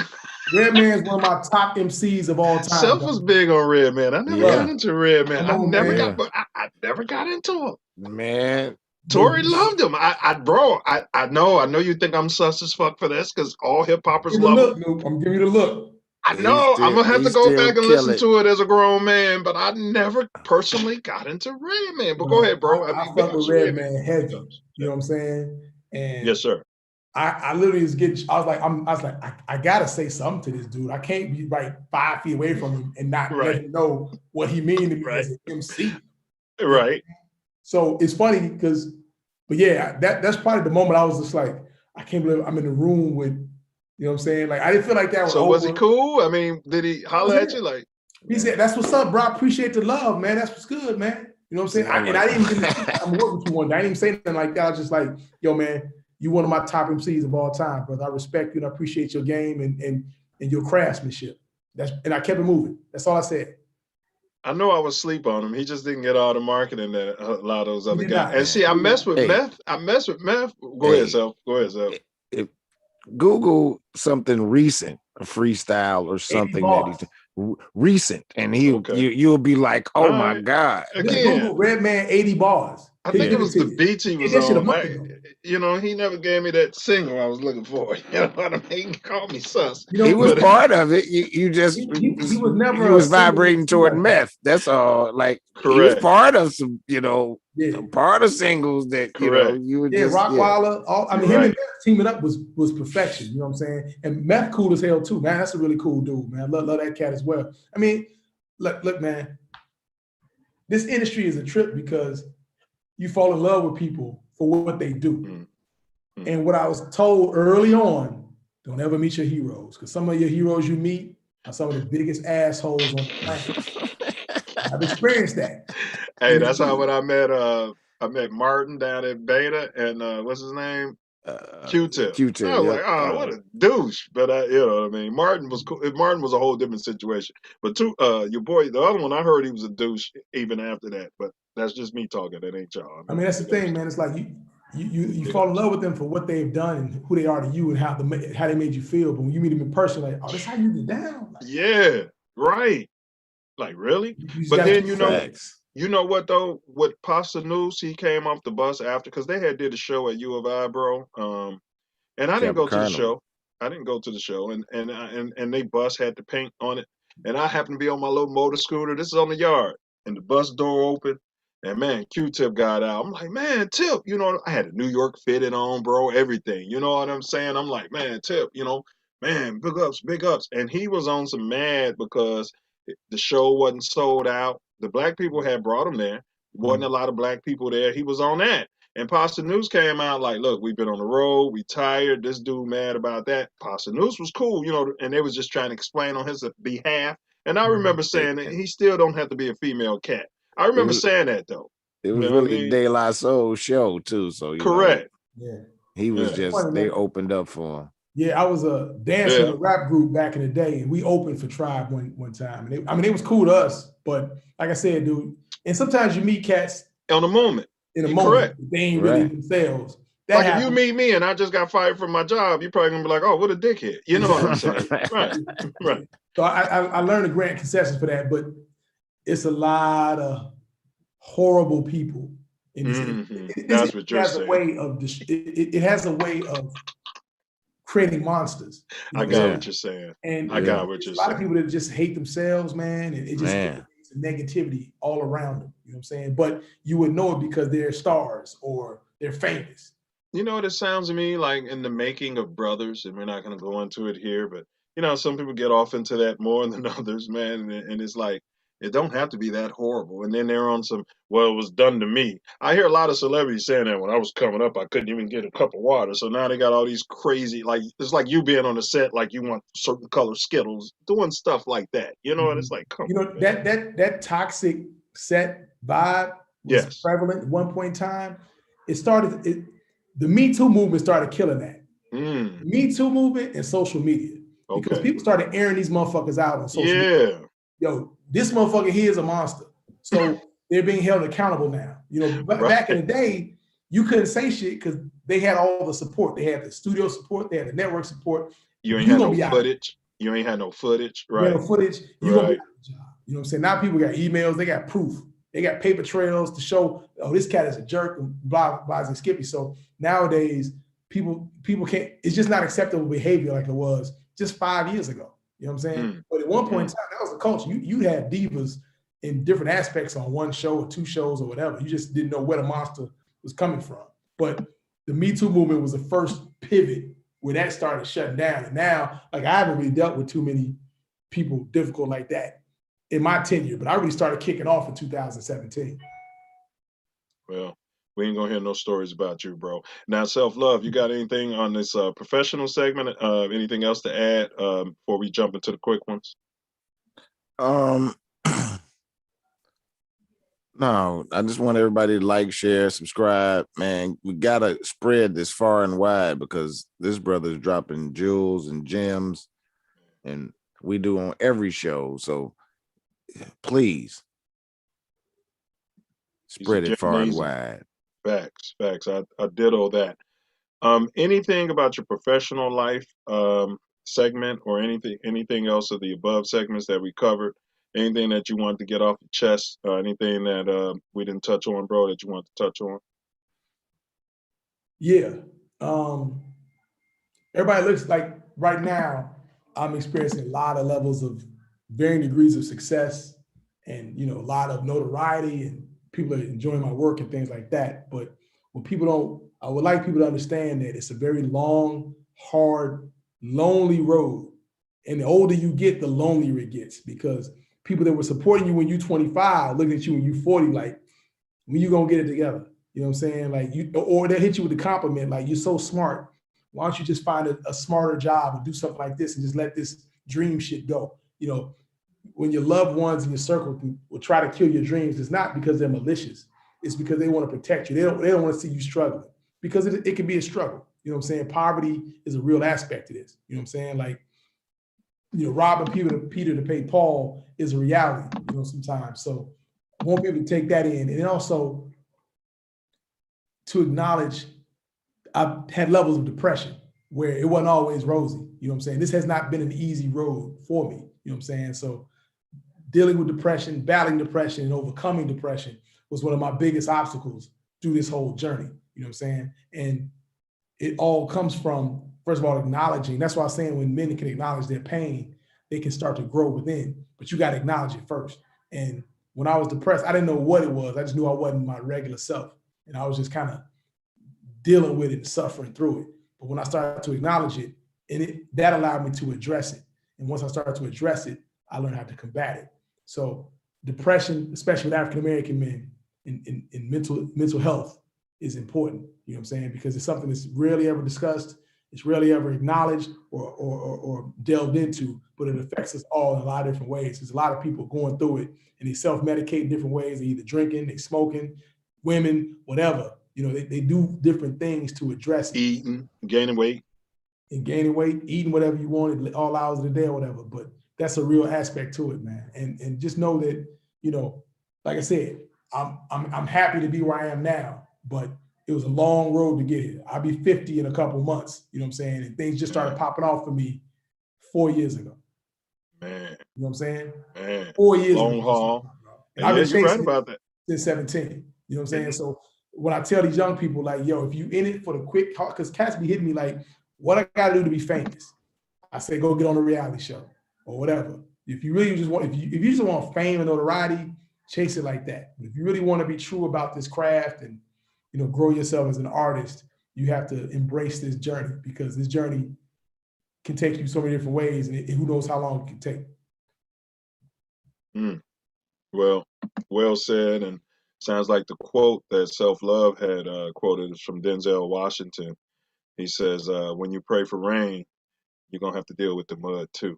Mm-hmm. And I thought that was pretty profound. And it sounds like you're saying, you know, you're pursuing your goals, you're on your path and everything like that. But man, it's not all roses. And to your point about 4 years ago, yep, that's about the time Tasia was telling me too. Because, you know, she's in the industry and she's like, yeah, you know, your boy blowing up, you know, he's doing this and doing that and doing this and that. Yep. So, yep. So, yep. Yeah. And I mean, like I said, I've been around long enough to realize that, okay, things are starting to pop, but I'm so like, let me just keep moving and focusing on this work. I ain't got time for the party life and time for this. I don't need all that. I don't need, like I said, I don't want notoriety. You don't even, just know my name and my work. I like being able to walk to the store and be left alone. You know what I'm saying? So I want to hold on to that as long as I can. You know what I'm saying? And keep elevating and opening doors and bringing other people up like people did for me. Nope, you get out the Uber and then you reveal who you are. You know what I mean? Yeah. You know what I mean? That's better than the other way around. Else they'd have been recording the whole thing. Okay, so these are quick wrap-up questions, Noop. This one we ask everybody, and this one may not be so quick, but any personal myths, and I think you kind of went into it just now, but any personal myths about you, any rumors or stuff out there, that you feel the need to clear up? Not that I know of. I mean, Yeah, I'm that's what kind of most in a people bubble. say. If they talking behind my back, it ain't none of my business. Exactly. Whatever they said about me, it ain't none of my business, and I'm not really familiar with it. And I'm not even looking for it. Like, what they say about? I don't give a shit. Like, I'll say this: a lot of people, and people have told me this in retrospect. They're like, you know what, man? I thought you were really arrogant, just kind of based on how you look. Mm-hmm. But you're not. So when people get to know who I am, they realize I'm not that kind of dude. But like I said, anybody talking about me, it ain't none of my business. So I don't really try to subscribe to that. I ain't trying to keep tabs on it. That's a waste of energy. Facts. Okay. Looking back, that's why we had you in the early life up until you were 9. So when you're 9 years old, think about where you were living, where you were going to school. Now, Self Love put you in his time machine, and you're right back there talking to your 9-year-old self. What bit of information or bit of advice would you give to this 9-year-old on his 9-year-old birthday after he blew the candles out? Embrace failure. Do not be afraid to fail. And always make sure you learn the lesson from the failure. And you're always building. I used to be scared of failure. You know what I'm saying? And I would try to do things to avoid failing because I didn't want to look stupid. I didn't want to look like an idiot or whatever. So I would paralyze myself. Like, for example, I had a huge fear of making a horrible movie until I made a horrible fucking movie. And I mean horrible. I made a horrible ass movie. And I said, oh shit, I made a horrible ass movie. My name was attached to this shitty ass movie. And it didn't kill me. You know what I'm saying? Mm-hmm. But before that, I thought it meant death. I was like, I can't be attached to a trash movie until I got attached to a trash movie. So getting over that fear, I would tell my 9-year-old self, hey man, embrace fear. Embrace the failure. You know what I'm saying? Try shit. If you fuck up, that's fine. Learn from the fuck up and do it again. And just keep doing it and try different things. Don't limit yourself because you're afraid to look stupid. I like it. Okay. Yeah, failures, if you're learning from them, I would even whittle that and say failures are triumphant. They're your that's what you're learning from. Yeah, like, yes, embrace those, like go at it, because even when you made your horrible film and you find out, oh, all of my mentors made horrible films. Got one, at least one under their belt. That's exactly. It's all a mentality too. Either I win or I learn. You know what I mean? So exactly. I don't really say it's a failure. Right. It's a lesson. You know what I mean? Either I win or I learn. So the W is the win and the L is learn. Exactly. I like that. But I had to go through that to learn that valuable lesson. And that's the biggest lesson. You either win or you learn. And I didn't know that before. But that horrible ass movie that led to 3 years of depression taught me that valuable lesson. Like you either, like you said, you either win or you learn. So now if I fuck up something, I'm like, okay, man, I fucked that up.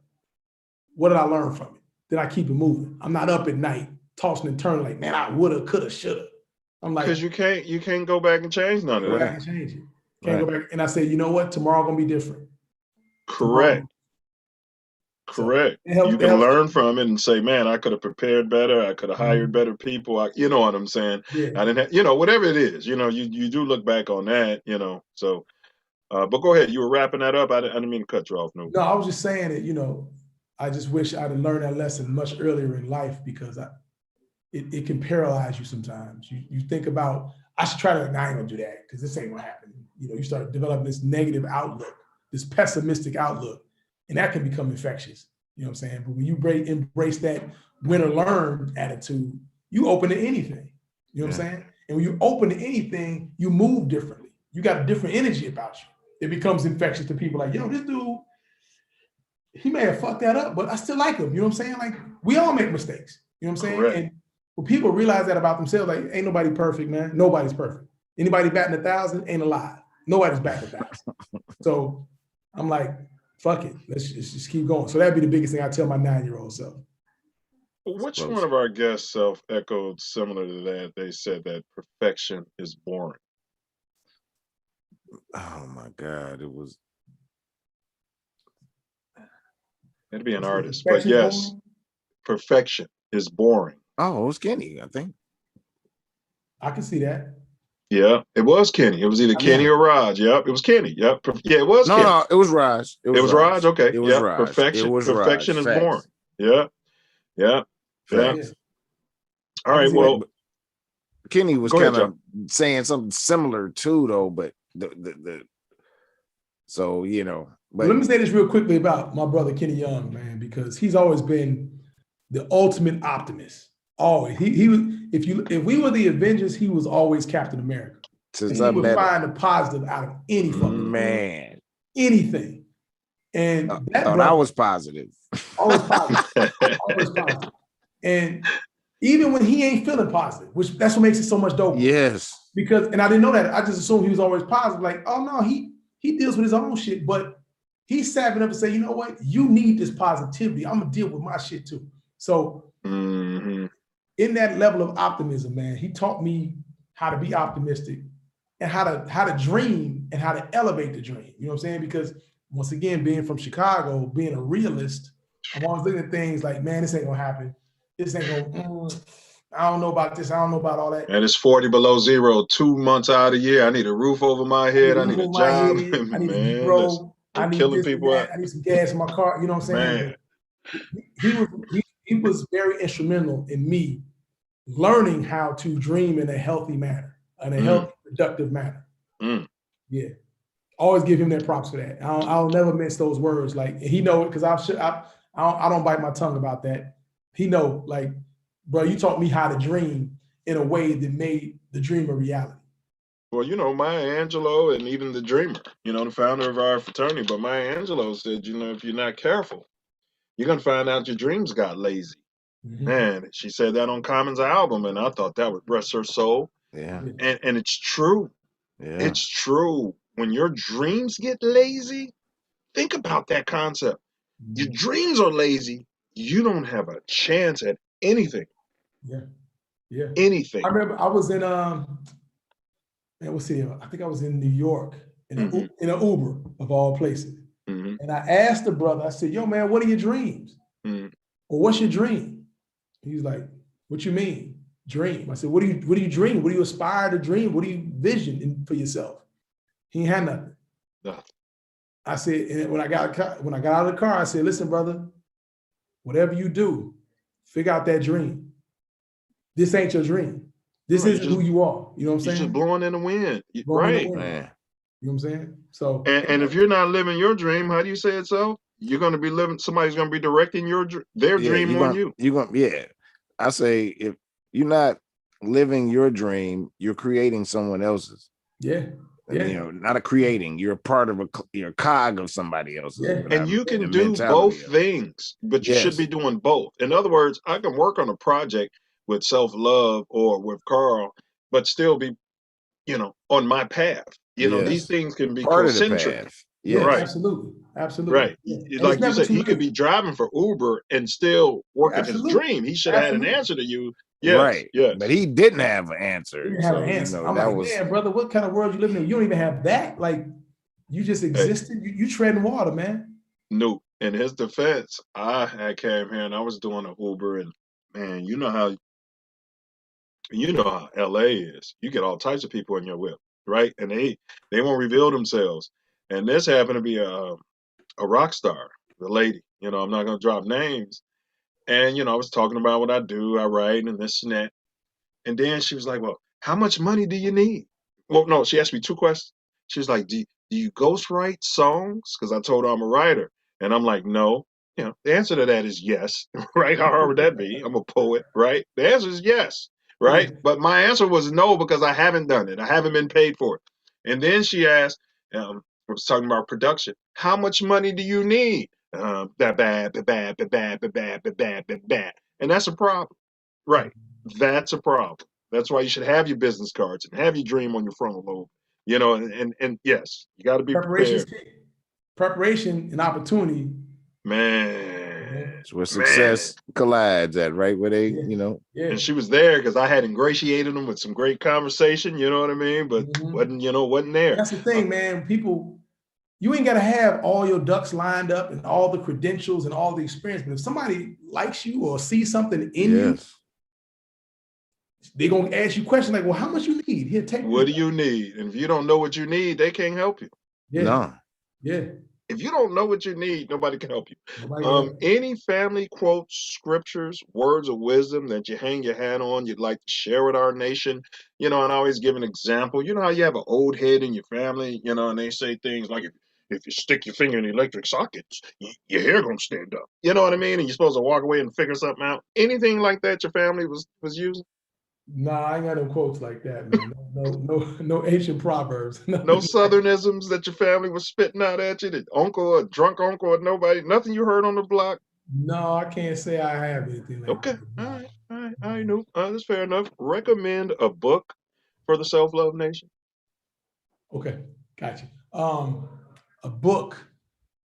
I got a series of books from an author, Brian Greene.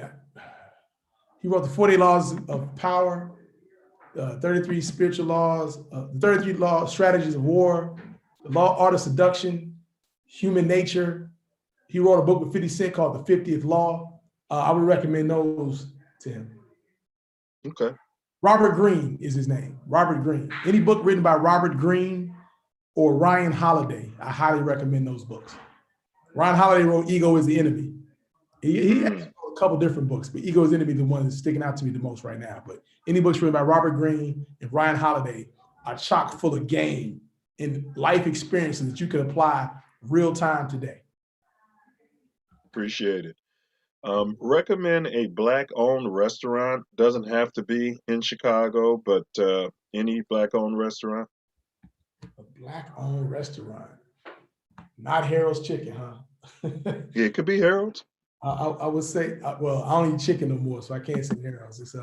There's a spot in LA called Simply Wholesome. It's a really cool spot in Inglewood. That's in Windsor Hills, called Simply Wholesome. That's a pretty good spot. Okay, big ups. Yeah. Tasia, look into that. Yeah. So now we're going into the quick hits, and then we'll play the game and we're done. The quick hits, these are pretty much these are yes/no questions, bro. Right. No need to wax poetically. If we hear something we like, we'll invite you back to a panel once we do a panel show. Warning, these questions are esoteric. If you feel the need to say pass, you can say pass. First question, is there a God? Yes. Have you ever seen or heard or felt anything supernatural? Yes. Have you ever seen an unidentified flying object? No. Have you ever seen an alien? No. Did human, you mentioned human nature, I was thinking Michael Jackson. Did human do the moonwalk on the moon at any point during the Apollo program? Wait, I'm sorry, I missed some of your question. Answer that one more time for me. Did man walk on the moon during the Apollo program? No. Okay. Now, that was it. So now we're going to go into our game. I appreciate you, bro. You are now part of the Give Back gang. You sat through this long thing. And one thing we're going to do once YouTube stop playing, we do chop up these. And it's for everybody who's done this and they're wondering, like, why isn't he chopping up these videos anymore? Because YouTube's on some, I guess, maintenance. They're fixing some stuff up. So anyway, long of it is, bro, we will chop this up into segments, and then we'll be able to get you some tape that you might be able to use, on some of these things. So have you ever heard of a rapper? He hails from Compton. He fancies himself a rapper, I should say. You mentioned 50 Cent, and he goes by the name of The Game. Yeah. Mm-hmm. So you familiar with The Game? Oh, absolutely. Yeah. Yeah. But you'd be surprised because some people just aren't familiar with actually, it. Big fan of his, actually, man. Hey, like I say, big ups to The Game. I like the way he moves. Makes some dope ass albums. Now, one thing I've always said when he first came out, and still to this day, he drops a lot of names. And him being from, LA, you know how they feel about name dropping. He'll rap and he'll mention a lot of names. He'll be like, and Carl Seaton, directed this and that. You know what I mean? And that's The Game. That's how he gets down. So we started a game called The Game Name Game. All right. And this is the only time in Los Angeles where it's okay for you, brother, to drop a name. All right. So how it works is we're going to give you some clues, and wrong answers you don't get penalized for. So feel free to blurt and guess. All right. And check it out, man. So I'm in this area in my building. It's a private event about to start, so there's music kicking in. It's basically about to be some event jumping off up in here. So the sound is about to get really fucked up. That's fine. We're just gonna play the game. If it gets too loud, we just won't play it. All right, cool. All right, we're gonna run through it real quick. Okay. All right, here we go. Free clue. This person's not from Chicago. Not from Chicago. Okay. Glory. Wait, say it one more time. Glory. Glory? I'm not sure I understand the question. Glory. Glory. Denzel Washington? Denzel Washington. We were looking for Denzel Washington. That's who. Okay. Yeah, Denzel Washington. All right, here we go. Next one. Not from Chicago. Illmatic. Nas. We were looking for Nasir. We were looking for Nasir bin Alu Dara Jones. Nasir bin Alu Dara Jones. That's his real name. Never knew that. All right, here we go, y'all. This is the third one. This person, free clue, is not from Chicago. This great dreamer started a men's social college fraternity in 1911. Elder Watson Diggs. We got Elder Watson Diggs. Ding, ding, ding, ding, ding, ding, ding. All right, man, we're jumping into the second segment of these questions. They get a little harder. They're worth more points. Here we go. Free clue, Self. This person is from Chicago. This person is from Chicago. Okay. There was a famous Hollywood dog actor that was named after this great man from Chicago. So there's a famous Hollywood dog on TV. First name was named after this great Chicago. Or shared names. Next clue. Next clue. He wore number 25. I have no idea, bro. Wore number 25. There's a TV show. The dog. Chicago Simeon. Benji. Hey, Benji Wilson. We got Benji Wilson. All right. So I went back on Benji. I went back on Benji. Yeah, shout out to Cootie for doing that bomb ass documentary on him too. And I knew what damn was the near scoring everybody on in it. Yeah. He had 2 clues on that one. Here we go. Here we go. All right. Here we go, bro. Not from Chicago. Because of this brother, the slam dunk was banned from the NBA. Will Chamberlain. And that's our noob. Yo, Will Chamberlain. Mm-hmm. Here we go. This person came up in Chicago. Came up in Chicago, may not be from Chicago. First clue. New York-born actor. Quote, you know you effed up, don't you? End quote. You know you effed up. Oh, Sam Jackson. No, that's Bill Duke. Bill Duke. That's Bill Duke. That's Bill Duke. You know you effed up, don't you? Yeah. That was the first clue, so he got the full points on that. All right, here we go. Here we go. You only got like 5 more, bro. We'll get through it. Here we go. All right, here we go. Like this one. This one's not from Chicago. That was a free clue. Self Love. Too Fast, Too Furious is your first clue. Too Fast, Too Furious. Vin Diesel or Tyrese or The Rock. Poetic Justice. Poetic Justice. Oh, John Too Cena. Fast. Ding, ding, ding, ding, ding, ding. Your next clue is going to be one of your mentors. Yes, Yoda, John Singleton. Yes, now, John Singleton. You bogus for that one because it's like 9 Fast and Furious. It's 9 of them. Too Fast, Too Furious. You said Too Fast. Yeah. Here we go. Here we go. All right, y'all. Here we go. Here we go, y'all. This one here is not from Chicago, but well known. If you're from Chicago and you're our age, you should know who this guy is. First clue. First clue.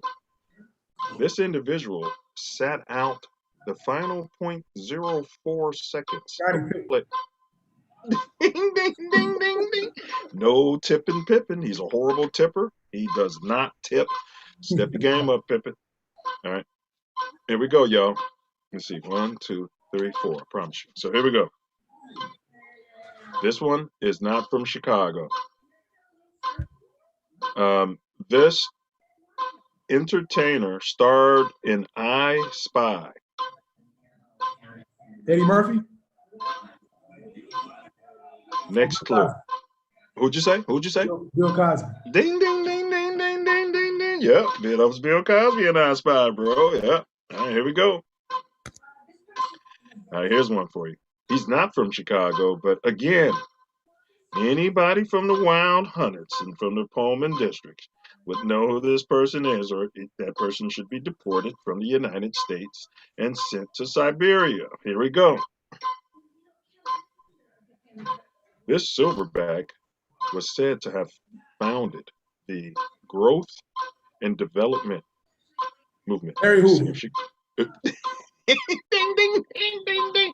Now, you don't have to be a gang member to know this stuff. You guys, you expect me to know about Al Capone? We should know about Larry Hoover, all right? Waiting for somebody to do the documentary. Hint, hint. All right, here we go. Here we go, you guys. All right, so this one is not from Chicago. Not from Chicago. Notorious name dropper. This person is a notorious name dropper.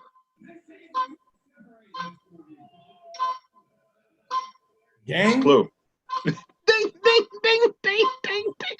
He pulled that one out his wazoo. He pulled that one. 2 more, bro. 2 more. We got 1 more and then the money ball. You got to get the money ball. We'll tell you the score later down the road. Here we go. This person, I don't believe, is from Chicago. Do not believe is from Chicago. However, again, everybody on the south side of Chicago, potentially the west side, will know this person's name. Here we go. This person was said to be the founder of the El Rukins. Jeff Ford.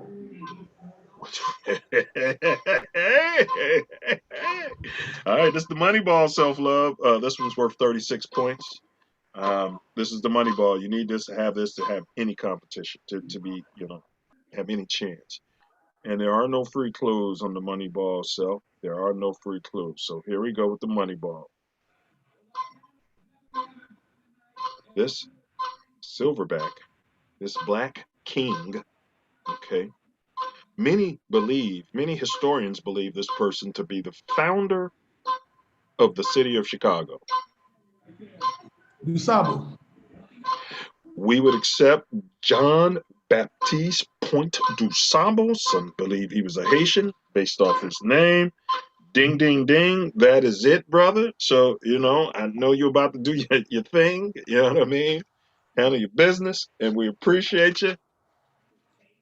My pleasure, gentlemen. My pleasure. It's really been a pleasure, y'all. Always a pleasure. Yo to y'all, man. Y'all keep doing y'all thing, man. This is all good.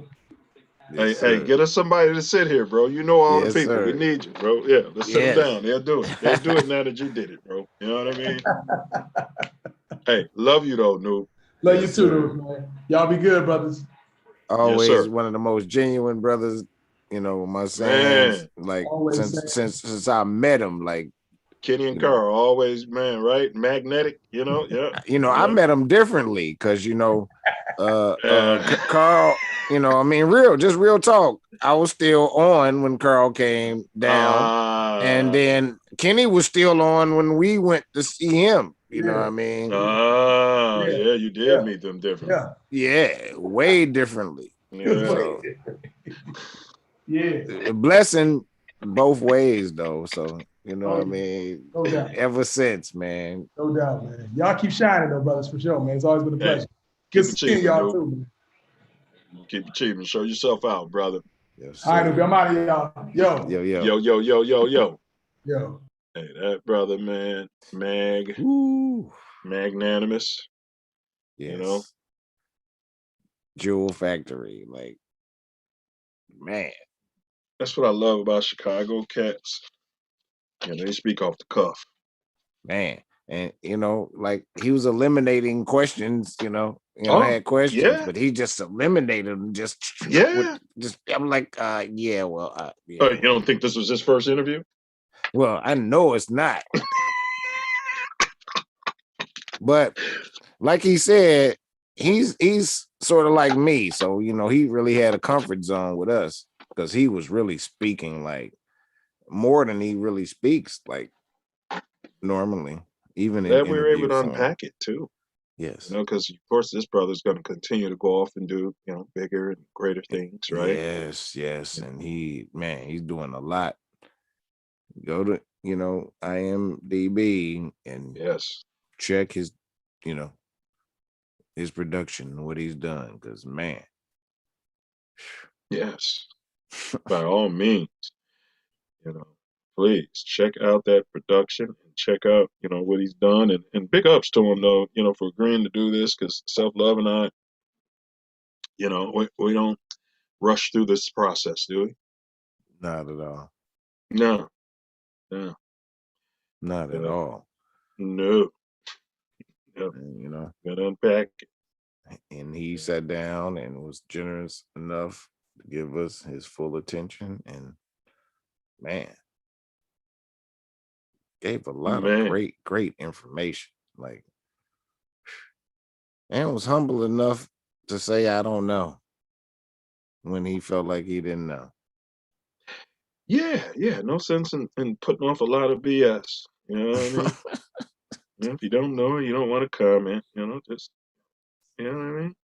Like, my sayings, Yeah, but what? Yeah, they were. I'll tell you. Yeah, you cats, all y'all cats. Yeah, it was like we were a little different. Yeah. But yeah, y'all cats. Yeah. All y'all cats from that spring. Was it spring '90? Yeah, y'all cats. Yeah, some gracious. Yeah, y'all some different cats, man. Y'all all pleasant cats, though. I would say that welcoming cats. Not saying welcoming to spin it the other way, but I think you know what I'm talking about. So. No, we're he said it. We treat everybody with respect. Yes. But then if there's disrespect, then that's a whole nother issue. So yeah. He said he wasn't going out and let nobody pop his dad and no. And then come over there and pop him twice like that. No, man. You already know me. You know how I, would have reacted. But I was just amazed that he let the dude fire off on him. Knock your dad out and then hit you twice. Yes, I was just completely appalled. I'm like, what the? Because he hit my father like that, didn't it? It's over with. Attempt murder, right? I'm just saying, by the time he had hit him, he wouldn't even been able to hit your father. So yeah, that punch would have never landed on your dad. That's fact. Because he would have been swinging and you would have been connecting with him before his punch ever got. You saw him walking up towards it. None of that would have ever unfolded that way. I'm sorry. Well, because it's all the way stupid. Because the video showed that the father said that he said, "I'm gonna knock your son out," and he's like, "You're not gonna hit my son." Yeah, he got knocked out. You're not gonna hit my son. I gotta go back and watch that video again, man, because that was great. He's like, I don't know if I should feel bad. Yeah, you should feel bad, bro. They took their phones and left. Did he? That's what they can't find him. Right. I mean, he might have, threw the phones away down the block, but he didn't want them, But they didn't have a license plate of that car. Calling the police.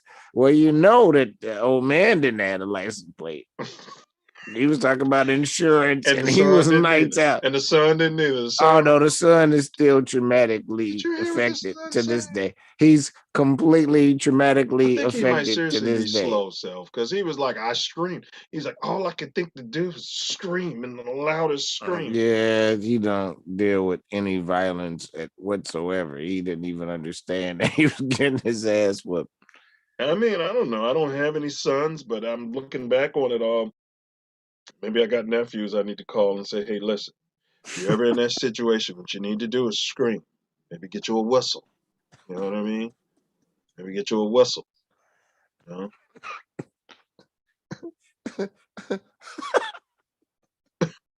who, I mean, you know, like I said, I think it might have been something developmentally, and that's why I think the father was doing all of that. The son didn't seem like he had it all up there. The poor kid. Well, He did. you know, the father didn't either, because he didn't move. He just let somebody walk up and he just said, "You're not gonna knock my son out,"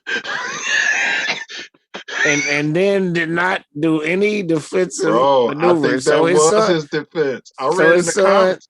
yeah, Go ahead. his son don't have a chance. If your dad, if that's all his little Nope. insurance and words is gonna be, and Nope, you gotta read in the comments. They were talking about the father was teaching the son the ball up and roll technique. Like that's their defense. Don't fight, just lay down there. You know what I mean? And lay down and ball up. You know what I mean? You know the roly polies. You remember the bugs? They just ball up. Yeah, eventually they'll leave you alone. He didn't ball up though. That he was out. Yeah, but it's the same defense. They figured you just lay down. Nobody, you know, the If he aggressor's didn't, gonna. he must not have teach the son, because he took 2 blows and He still did. was up and stumbling around. Yeah, he did. But that's what the comments were saying. And that's what he Yeah, was that's teaching his funny son. though. That I very much enjoyed it. Thanks to whoever said that. That was hilarious. hey, but yeah, and so yeah, we do. You know, tomorrow, you guys, as we mentioned, make sure you check out uh, what we got. Mouthpiece included. Yeah, we're gonna unpack soccer, Major League Soccer, why we're not getting that money back, why we're not raising our you know, little black athletic kids to get out there and kick that ball and make that money out there.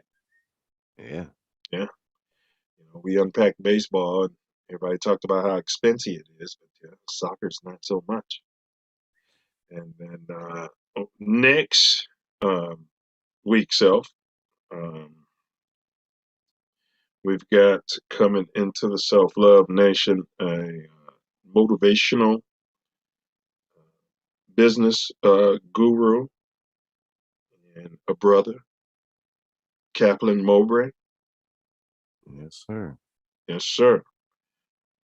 So we got that Wednesday, the 26th, and Tuesday show.